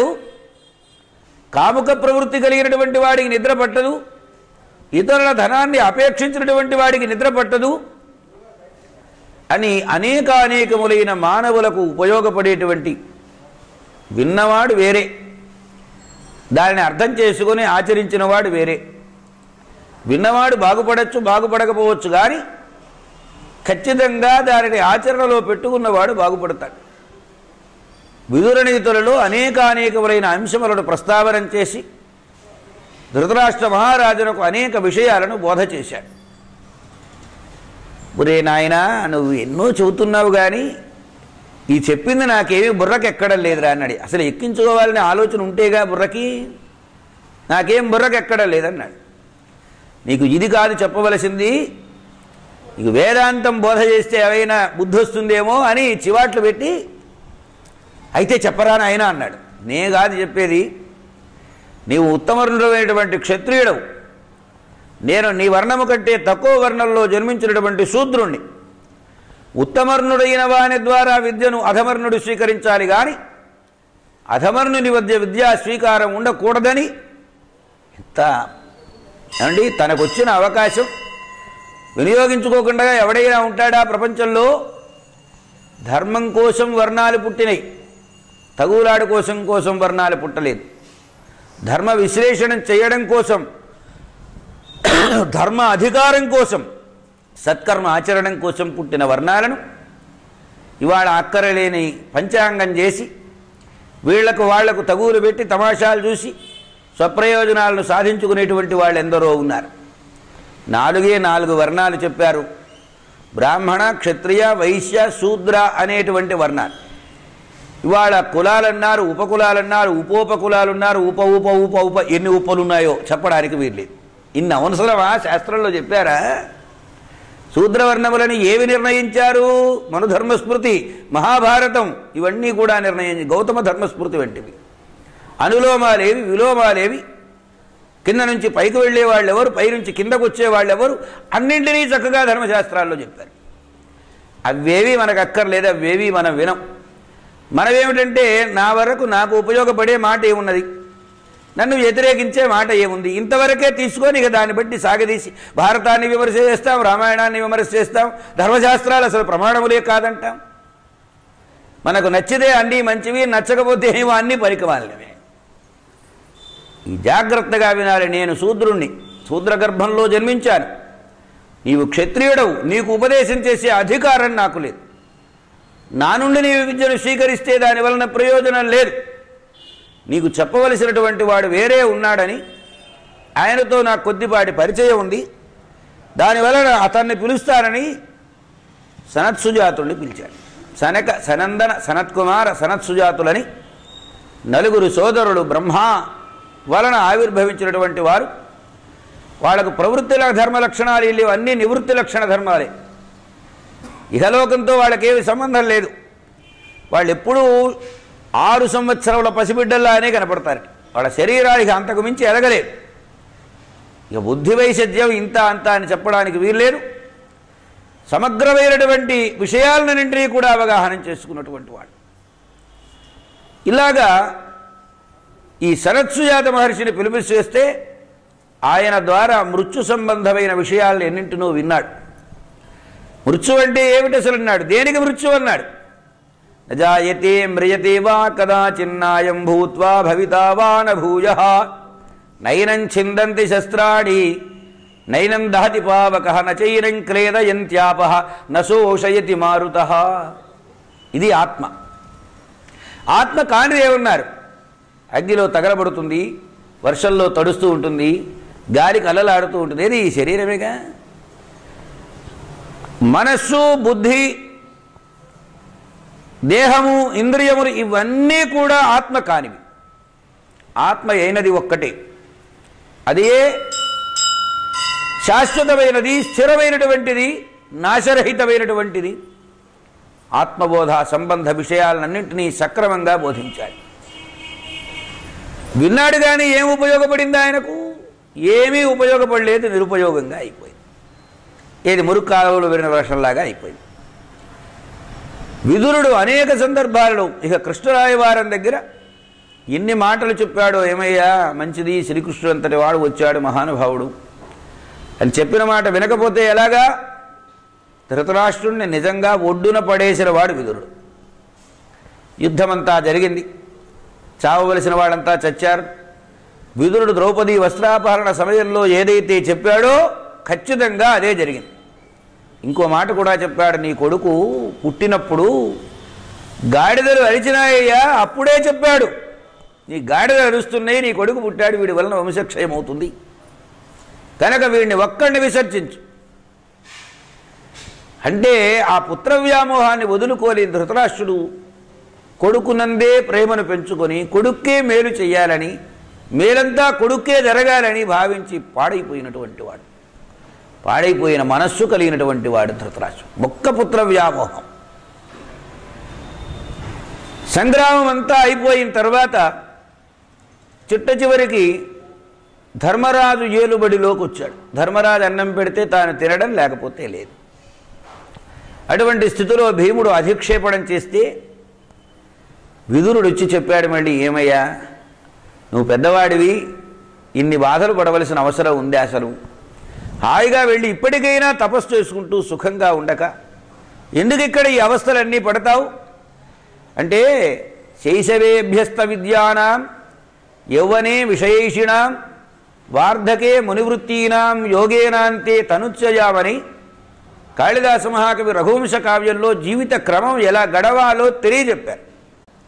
అధ్యయన దశ అంటే జీవితానికి సరిపడే విద్య, అంటే బాగా డబ్బు సంపాదించడానికి సరిపడే విద్య అని ఇవాళ అన్వయం చేసుకుంటున్నాం మనం.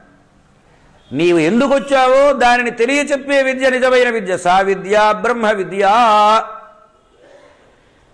జీవితం బాగుపడడానికి ఉపయోగపడే విద్య. ఆ విద్యను సమగ్రంగా అధ్యయనం చేయాలి. అధ్యయన దశ దానికే బ్రహ్మచర్యం అని పేరు. అధ్యయనం చేయగానే సరిపోతుందా? సరిపోదు, ఆచరణలో పెట్టుకోవాలి. ఆచరణ ఒక్కడుగా చేయడం అనేది కొన్ని విషయాల్లో సాధ్యం కావచ్చు, సాధ్యం కాకపోవచ్చు. ఉదాహరణకి మాతృదేవో భవ, పితృదేవో భవ, ఆచార్యదేవో భవ, అతిథిదేవో భవ, ఇవన్నీ ఉన్నాయి కదా. తండ్రి గారు బాత్రూంలోకి వెళ్ళలేకపోతే చేయి పట్టుకో తీసుకువెళ్ళగలవు, కొడుకువి నువ్వు. తల్లిని తీసుకెళ్ళగలవా? అతిథులు 4 వస్తారు, అన్నం అందరికీ నువ్వు వండి పెట్టగలవా? అగ్నిహోత్ర కార్యాలు చేయాలంటే నువ్వేదో బయట పని ఉండి వెళతావు. ఈ అగ్నిహోత్రం నీ వచ్చేదాకా కాపాడడానికి ఎవరుండాలి? అందుకని గృహస్థాశ్రమ ధర్మం.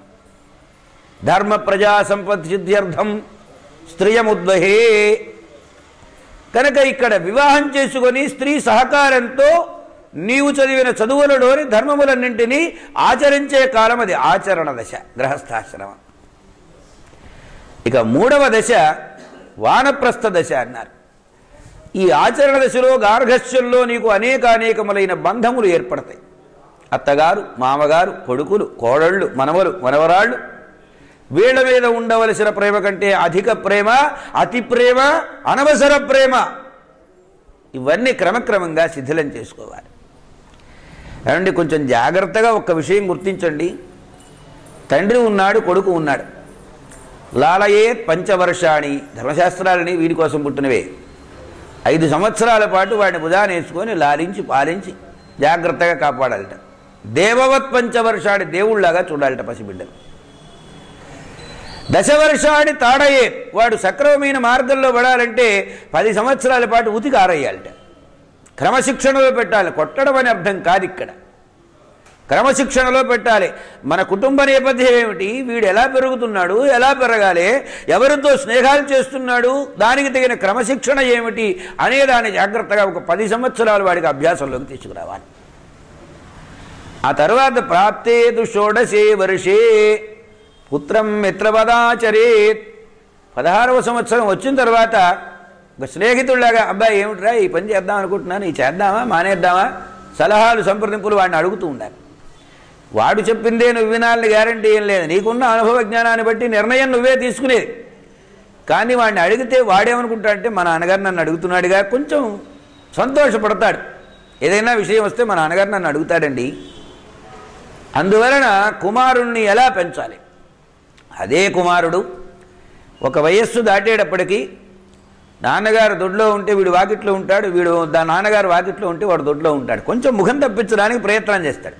అంటే వాడికి స్వతంత్ర భావ వికాసం ఏర్పడుతుందని అర్థం కదా. ఇది లోకంలో అందరికీ తెలిసిన పరమరగ్న సత్యం.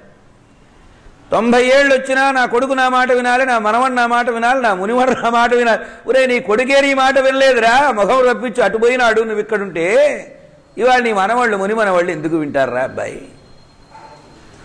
అందువలన అసలైనటువంటి యథార్థమైన సత్యాన్ని గ్రహించడం కోసం అనుకోకుండా వచ్చిపడిన ఈ బంధుత్వాలు ఏవైతే ఉన్నాయో వాటి నుండి శైథిల్యాన్ని సంపాదించుకోవాలి. ఒక అభ్యాసం ఉంటుంది కదా నీకు, అలవాట్లంత తొందరగా పోతాయా? కనుక అవి వదిలించుకోవడం కోసం ఉపయోగించుకునేది వానప్రస్థ ధర్మం. అన్నీ వదిలించుకున్న తర్వాత కేవలం అహం బ్రహ్మాస్మీత్యాకారకమైనటువంటి జ్ఞాననిష్ఠ గరిష్ఠుడై శేష జీవితాన్ని ఆనందంతో గడపడం ఏదైతే ఉందో ఇది ఆనంద దశ అన్నారు. 4 దశలు మానవ జీవితంలో: బ్రహ్మచర్యం, గార్హస్థ్యం, వానప్రస్థం, సన్యాసం.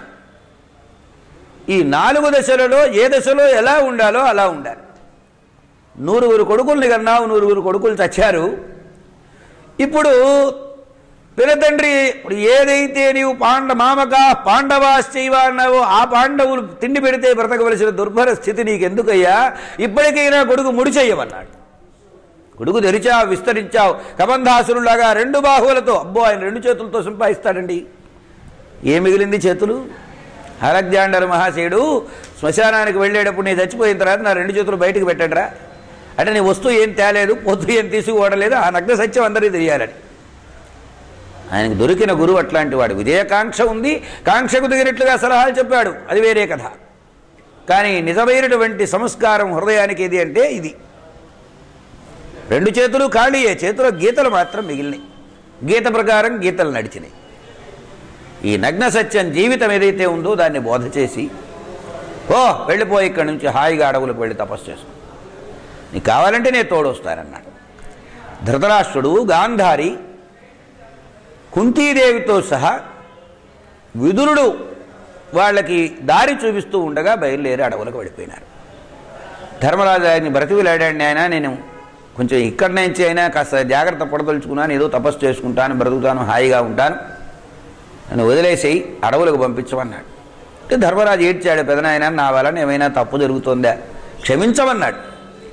అంటే నీ వలన తప్పేం లేదు నాయన, అసలు తప్పంతా భీముడు రోజు ఈటల్లాంటి పోట్లతో గుండెలో పొడుస్తున్నాడు, వాడు చచ్చిపోతాడు ఇంకా. అందువలన విదుర ఉపదేశము వల్లనే ధృతరాష్ట్రుడు తిరిగి వెళ్ళాడు. అంటే ధృతరాష్ట్రుడి జీవితంలో ఒక క్రమంలో కనుక మనం జాగ్రత్తగా చూసినట్లయితే అతడు నిజానికి బాగుపడడానికి కావలసిన ఉపదేశాలన్నీ విదురుడి వల్లనే పొందాడు, విదురుడే చేశాడు.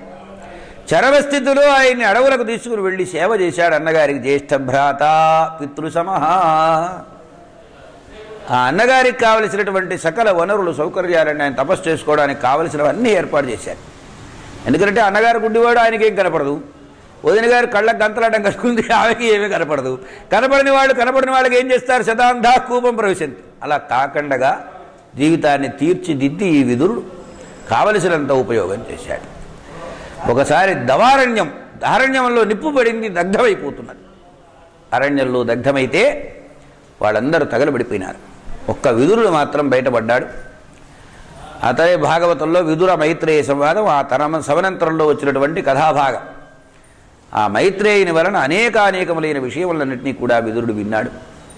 అక్కడి నుంచి క్రమక్రమంగా అడవులు బట్టి పోతూ ఉంటే ధృతరాష్ట్రుడికి ఇలాంటి ప్రమాదం జరిగిందన్నటువంటి వృత్తాంతాన్ని విని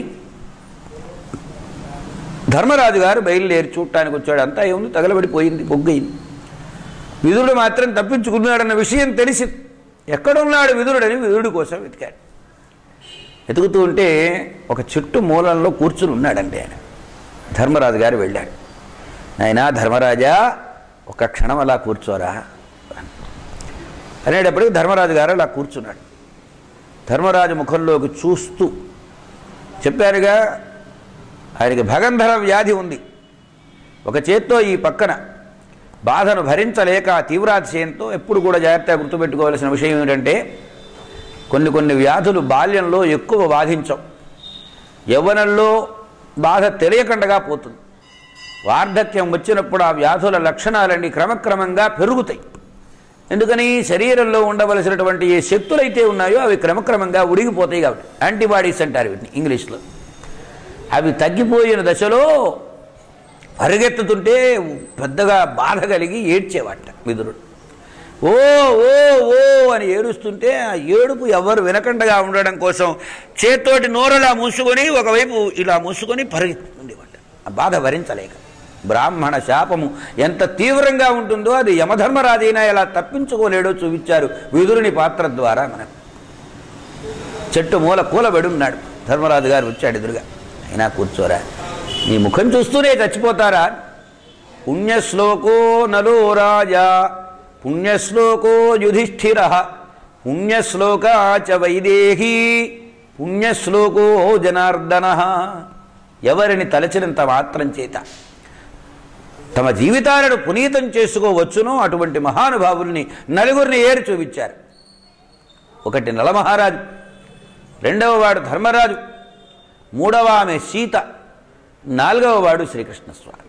ఈ నలుగురిని తలుచుకుంటే చాలు. అందుకనే ఇక్కడ ఇంకో విషయం మనవి చేస్తా. ద్రోణాచార్యునకు ఋషులందరూ కలిసి వచ్చి ఎందుకయ్యా ఈ దౌర్భాగ్య జీవితం ఇక చాలించరాదా అని హెచ్చరిక చేస్తే తాను మరణించాలని నిర్ణయం చేసుకొని చావడానికి సిద్ధమైనటువంటి దశలో ఏం చేసి చచ్చిపోతే తనకు ఈ చేసినటువంటి యుద్ధోన్మాదంతో చేసిన దుష్కృత్యముల దుష్ఫలం పోతుందా అని ఆలోచించి ఏం చేయాలని అడిగితే అప్పుడు చెప్పారు, ధర్మరాజు ముఖం చూస్తూ చచ్చిపోవయ్యా, దాంతో నీకు మోక్షం వస్తుందన్నారు. అంటే ధర్మరాజు ఎక్కడున్నాడు? ఎక్కడో కొన్ని యోజనాల దూరంలో యుద్ధం చేస్తున్నాడు.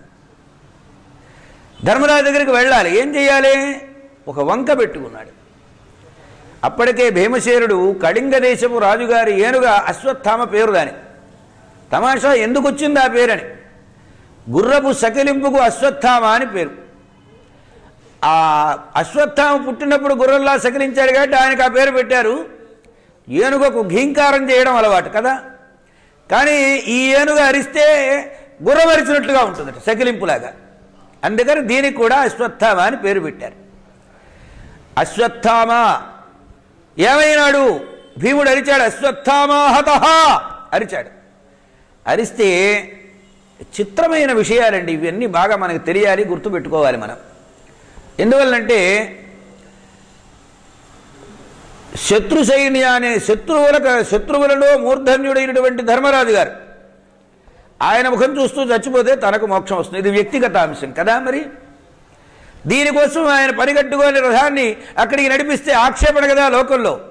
ఇది రహస్యం. అందుకని అశ్వత్థామ చచ్చిపోయినాడన్నటువంటి భీముని వచనాలను విని చంపినవాడు భీముడు. భీముని వచనాలను విని ఆ రథాన్ని మెల్లిగా ధర్మరాజు గారి దగ్గరికి దోలుకొచ్చిపోయినాడు. ఏమయ్యా నా కొడుకు చచ్చాడా అడిగాడు. అశ్వత్థామ హతః క్వశ్చన్ మార్క్. అప్పుడు పక్కనే కృష్ణుడు ఉన్నాడు. చెప్పు మరేం పర్వాలేదులే అన్నాడు. అబద్ధాలు ఆడించిన వాడు కృష్ణుడు, అబద్ధాలు ఆడే అలవాటు ధర్మరాజుకు లేదు. అయినా అబద్ధం ఆడే ఇష్టం లేదు. కృష్ణుడంతటి వాడు చెప్పాడు. కృష్ణుడంటే భగవంతుడన్న సంపూర్ణమైన నమ్మిక కలిగినటువంటి వాడు ధర్మరాజు. కృష్ణుడి మాట వినకపోతే భగవంతుని మాట విననట్లవుతుంది. అందుకని అశ్వత్థామా హతః కుంజరః అన్నట్ట.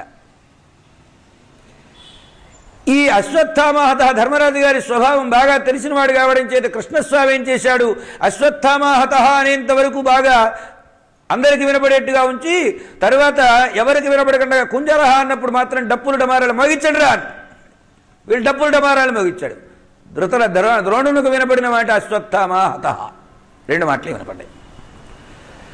అంటే నా కొడుకే చచ్చిపోయిన తర్వాత ఇక నాకు జీవితం ఎందుకు అనుకున్నాడు. ఈ వంకే శరీరాన్ని చాలించడానికి కొద్దో మార్గం. యోగాభ్యాసం చేశాడు. ప్రాణశక్తిని మూలాధారాది చక్రభేదనం చేసుకుని సహస్రారంలో నుంచి ఆ తేజస్సు వెళ్ళింది. ధృతరాష్ట్రుడు తలకాయ తగ్గొచ్చాడు.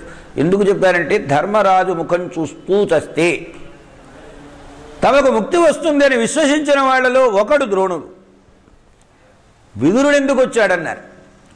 ఆయన యమధర్మరాజు అంశ, ఈయన యమధర్మరాజు అంశ. యమధర్మరాజు అంటే ఏమిటి? యమయతి ధర్మం ఇది ధర్మ. యమధర్మ ధర్మాన్ని నియమనం చేసేటువంటి వాడు, నిశ్చప్రచంగా నిర్ణయించేటువంటి వాడు యమధర్మరాజు. ఆ ఎదురుగా చెట్టు కింద ఆయన కూర్చున్నాడు. చెట్టు ఎదురుగా ఈయన నిలవబడ్డాడు. ఈయన యోగా ప్రయత్నం చేశాడు. కుంభక యోగం చేసి అలా చూస్తూ ఉండగా కళ్ళలో నుంచి ఆ ప్రాణవాయువులు ముందుకు వెళ్ళిపోయాయి. కళ్ళలో నుంచి వెళ్ళినటువంటి ఆ ప్రాణవాయువులు ధర్మరాజులో లీనమైనవి అన్నారు. అంటే యముడైనాడు. రాముని తేజస్సులో పరశురాముని తేజస్సు లీనమైనట్లుగా యమధర్మర విదురుని తేజస్సు ధర్మరాజులో లీనమైంది. ఈ విధంగా శరీరాన్ని చాలించాడు మహానుభావుడైనటువంటి విదురుడు. మనకి గ్రంథం లేనిదే ఏం చెప్పాడు ఆయన అని చెప్పడానికి మనకు పెద్దగా ఉండదు. కాబట్టి ఆ పాత్ర మీద ఉన్నటువంటి ఔచిత్య విశేషాన్ని మాత్రం మీకు ఇప్పుడు మనవి చేశాను. ఈ విదురుడు ఎన్ని విషయాలు చెప్పాడో భారతం చదివితే తెలుస్తుంది. భారతం కూడా ఇవాళ చాలామంది చాలా రకాల విశ్లేషణలతో రాస్తున్నారు. ఈ వ్రాసే విశ్లేషణాలన్నీ ఆ శబ్దానికి అర్థమే ఉందా అని మనం మళ్ళీ వెతుక్కోవాలి డిక్షనరీలు. డిక్షనరీలు రాసే పాండిత్యం కాదు నిజమైన పాండిత్యం. మనము గ్రంథాన్ని గురుముఖంగా అధ్యయనం చేస్తేనే ఆ విషయాలు తెలుస్తుంది. అందున విదురనీతి వంటి విషయాలు మనకు బాగా హృదయానికి హత్తుకోవాలంటే గ్రంథాన్ని మూల గ్రంథాన్ని చూడాలి. మూల గ్రంథము పెద్దల దగ్గర అధ్యయనం చేస్తే ఇంకా బాగా విశ్లేషణంగా తెలుస్తుంది. తెలియడం కాదు, తెలిసిన తర్వాత జీవితం వేరు మారిపోతుంది. అయితే వినేటప్పుడే ముందుగా మనం విదురుని మాటలను విని మార్పు తెచ్చుకోవాలని ముందు నిర్ణయం తీసుకోవాలి. నిర్ణయం తీసుకుంటే వాడు బాగుపడ్డట్లే లెక్క. విదురనీతుల వలన బాగుపడని వాడు ప్రపంచంలో ఎప్పుడు ఎక్కడ ఏ దశలోనూ బాగుపడడు. ఇది యథార్థం. లోకంలో సామాన్య ధర్మాల నుంచి అత్యంత విశేష ధర్మాల వరకు ఎన్నో చెప్పారు. అందుకనే ధర్మశాస్త్రజ్ఞులు ధర్మశాస్త్రం బని ధర్మ is equal to Mahabharatam, Mahabharata is equal to ధర్మం. ఇది మనకు అందించినటువంటి మహత్తరమైన విషయం. ఇక రెండవది సంజయుడి యొక్క విషయాలు కూడా మనం చెప్పుకోవాలి. సంజయుడు మంత్రివర్గంలో ఒక సామాన్యుడు. అతడు కూడా సూతపుత్రుడే. గవల్గణుడు అనే పేరు కలిగినటువంటి వాని కుమారుడు సంజయుడు. సంజయునకు పెద్దల సేవ చేయడం అంటే ఇష్టం. పెద్దల అనుగ్రహాన్ని పొందినటువంటి వాడు ఆయన. ఎవరా పెద్ద అంటే వేదవ్యాసానుగ్రహాన్ని పొందారు. ఎవ్వని సాహిత్యాన్ని మనమందరము చదువుతూ అంతో ఇంతో బాగుపడదామని మనం ప్రయత్నం చేస్తున్నామో అటువంటి వ్యాసుల వారు సాక్షాత్తుగా సంజయునకు గురువు. అలా చూచినంత మాత్రం చేతనే వాళ్లకు మహావిజ్ఞానం అబ్బింది. ఉదాహరణానికి విదురుడు ఎంత చెప్పాడో సంజయుడు కూడా సందర్భం మేరకు అన్ని ధర్మ విషయాలను కూడా విశ్లేషణం చేసి ధృతరాష్ట్రునికి బోధ చేశాడు. వాడు బాగుపడకపోతే ఈయన దోషం ఎందుకు? వచనే కా దరిద్రత అన్నారు. మనం చెప్పడానికి ఏమి దరిద్రం ఉంది? చెప్పాలి. చెప్పిన తర్వాత వినడం వినకపోవడం వాడి కర్మ. సరే, ఆ విషయాన్ని పక్కన పెడితే కురుక్షేత్రంలో జరిగినటువంటి అంశాంశములు కూడా చెప్పగలిగినటువంటి మహా దివ్యమైన జ్ఞానాన్ని వ్యాసుడు అనుగ్రహించాడు. ఏం జరిగింది? అక్కడ ఏనుగ ఉన్నది. ఆ ఏనుగకు గంట ఉన్నది. ఆ గంట కింద 4 పిట్టలు పడిపోయినాయి. అంత గమనిస్తారండి ఎవడైనా? ఆ జ్ఞానము వ్యాసుడు అనుగ్రహించబట్టి అట్టి చిన్న విషయాలను కూడా గుర్తించాడు. రాత్రి యుద్ధం అర్ధరాత్రి చీకట్లో జరిగింది. కాగడాలు పెట్టుకొని యుద్ధం చేశారు. కాగడ ఇంత దూరం ప్రసరిస్తున్న తర్వాత ఆ పైనంతా చీకటి యుద్ధం చేశారు. ధర్మయుద్ధం చేశారు, అధర్మ యుద్ధం చేశారు. అన్ని రకాల యుద్ధ దృశ్యాలను తన కళ్ళతో తాను చూచి వ్యాసానుగ్రహంతో తను చూడలేని విషయాలను గ్రహించి ఆ గ్రహించినవన్నీ కూడా ధృతరాష్ట్రునికి బోధ చేశాడు. నిజానికి ఒక్కొక్క విషయం విన్న తర్వాత ఇప్పటికైనా కొడుకును పిలిచి మందలించి బుద్ధి చెప్పి, ఒరే ఇప్పటికి యుద్ధం చాలించరా, జరిగిన నష్టం చాలని చీవాట్లు పెట్టడానికి తగినంత విధంగా చెప్పాడు. అయినా ధృతరాష్ట్రుడు వినిపించుకోలేదు. ఇటు విదురుని పాత్ర కానీ అటు సంజయుని పాత్ర కానీ రెండు ధృతరాష్ట్రుని పాత్ర చుట్టూ తిరుగుతాయి. ధృతరాష్ట్రుడేమో రాజుగా సింహాసనంలో కూర్చున్నాడు. వీళ్ళిద్దరు చేతులు కట్టుకొని పక్కన నిలవబడ్డారు. వాడు కింద కూర్చొని ఉపదేశాలు చేశారు. వాళ్ళ దశ అది, ఈయన దశ ఇది. కానీ సంస్కారంలోకి వచ్చేటప్పటికీ విదుర సంస్కారం వేరు. నిర్మోహమాటంగా మాట్లాడేటువంటి వాడు. సంజయుడు కొంచెం మొహమాటం ఎక్కువ. ఏమంటాడో రాజుగారని కొంచెం భయంగా చెప్పేవాడు. ఇలాగా ధర్మోపదేశములతో ధృతరాష్ట్రుడిని ఎప్పటికప్పుడు బాగు చేయడానికి ప్రయత్నించిన పాత్రలలో ఒకటి సంజయుని యొక్క పాత్ర. ఇది సామాన్యమైనటువంటిది కాదు. సంజయుడి విషయాలు ఇవి. ఈరోజు మనం విదురుని గురించి అంటే ధర్మోపదేశకుల విషయాలను గురించిన అంశాలను మనం మాట్లాడుకున్నాం. ఇప్పుడు ఏం మాట్లాడుకోవాలి? కుంతిని గురించిన 2-3 మాటలు మనం చేస్తాం. పాండు మహారాజు గారికి ఇద్దరు భార్యల్లో మొదటి ఆమె కుంతి, రెండవ ఆమె మాద్రి. వసుదేవుని చెల్లెలుగా కుంతిభోజని కుమార్తెగా పెరిగినటువంటి ఆమె చిన్నతనంలోనే ఒక కొడుకును కన్నది, పెండ్లి కాకముందే. అదేమిటంటే కేవలం ఈ మంత్రం పనిచేస్తుందా పనిచేయదా అనేటువంటి ఒక కుతూహల బుద్ధితో. గుణదోషాలు జాగ్రత్తగా పాత్రల మీద విచారించాలి మనం. ఎవరైనా ఏదైనా నాయనా ఇది అని మంచి ఒక మాట చెప్పారనుకోండి, ప్రాక్టికల్గా అది పనిచేస్తుందా లేదా అని చూడొచ్చునా? మంత్ర పరీక్ష మహాదోషం అది చేసిందా? అందువలన కన్యగానే ఒక కొడుకును కనవలసిన పరిస్థితి వచ్చింది. దేవతలు ఆషామాషి వాళ్ళు కాదు. ఏ యథా మాం ప్రపద్యంతే తాం తథైవ భజామ్యహం. భగవద్గీత శ్రీకృష్ణ వాక్యం. ఒక్క కృష్ణుడికే కాదు, దేవతలందరికీ వర్తిస్తుంది ఈ నియమం. మనము ఏ ఉద్దేశ్యంతో దేవుణ్ణి కొలిచామో ఆ ఉద్దేశాన్ని నిర్వహిస్తారు. అంతే తప్ప ఉద్దేశానికి భిన్నంగా ఏమీ చేయరు. నాకు సంతానం కావాలి, మంచి కొడుకు పుట్టాలని కోరితే 3 పెళ్ళాలను ఇస్తాడా ఏ దేవుడైనా? ఏది కోరితే అదే ఇస్తాడు. ఆ ఇచ్చే లక్షణం సూర్యుడిలో ఉంది కనుక ఇచ్చి వెళ్ళిపోయినాడు. ఇక్కడ దోషం ఎవరిదన్నారు? దోషము కుంతిది. మంత్ర పరీక్ష చేయకూడదని శాస్త్రం చెప్పినా ఈ ఇచ్చిన మంత్రం ఎంతవరకు పనిచేస్తుందో చూద్దామని పరీక్ష చేద్దామనుకోవడం ఆమె దోషం. అందువల్లనే కన్యగా కుమారుణ్ణి ప్రసవించవలసి వచ్చింది. జీవితకాలమంతా ఆ దుఃఖాన్ని కర్ణుడు అనుభవించాడా? తన దగ్గర పెంచలేకపోయిందా? నీటి పాలు చేసిందా? ఆ నీటిలో వెళ్ళినటువంటి కర్ణుడు ఎక్కడ పెరిగాడా? పెరిగినవాడు కొడుకనే సంగతి తనకు తెలిసిన చివరి చరమకాలం వరకు తాను ఆ మాట చెప్పగలిగిందా? ఇట్లా కన్నటువంటి బిడ్డల దుర్గతులు ఏమవుతాయనేది చూపించారు. అందువలన వివాహమునకు ముందు స్త్రీలు ఎంత భద్రంగా ఉండాలో, మనస్సులు ఎంత సంబాళింపులో ఉంచుకోవాలో దానికి ప్రతీకగా చెప్పిన కథ కుంతి యొక్క ప్రారంభ దశ. ఇక రెండవ దశలోకి వెళ్ళేటప్పటికీ పాండు మహారాజునే వివాహం చేసుకున్నది. వివాహం అయింది. ఆయనకేమో శాపం వచ్చింది, నీ భార్యను నీవు సంగమిస్తే నీ తలకాయ పగిలిపోతుందని. మనం ఏం చేస్తామో, ఏ విత్తనం నాటామో ఆ ఫలమే పొందాలి. దీనికి వెనుక ఒక కారణం ఉంది. యుగాంత ప్రళయం జరగడానికి సమర్థులైనటువంటి వ్యక్తులు భూలోకంలో రావాలి. ఉత్తమ గర్భాలలో నుంచే వాళ్ళు జన్మించాలి కానీ కేవలం పాండురాజు తేజస్సు వలన జన్మించినటువంటి వాళ్ళ వల్ల ఇంత మహాసంగ్రామం జరగడానికి అవకాశం లేదు. అందుకని యమధర్మరాజు, వాయుదేవుడు, తర్వాత మూడవది ఇంద్రుడు, ఈ మూడు అంశాలతో జన్మించారు.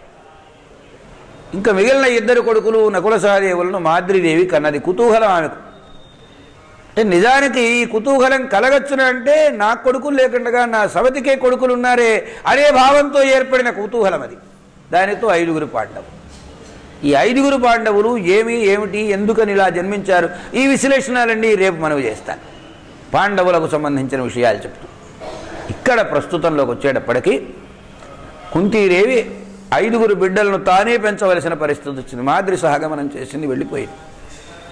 బిడ్డలను వెంట పెట్టుకొని చంకనేసుకొని బావగారి దగ్గరికి పరిగెత్తుకొచ్చింది. భీష్ముడు, ద్రోణుడు వంటి పెద్దవాళ్ళు ఉన్నారు కాబట్టి ఆ రోజే నిర్మోహమాటంగా వెళ్ళగొట్టకుండా ఊరుకున్నాడు ధృతరాష్ట్రుడు. లేకపోతే ఆ రోజే వెళ్ళగొట్టేవాడు.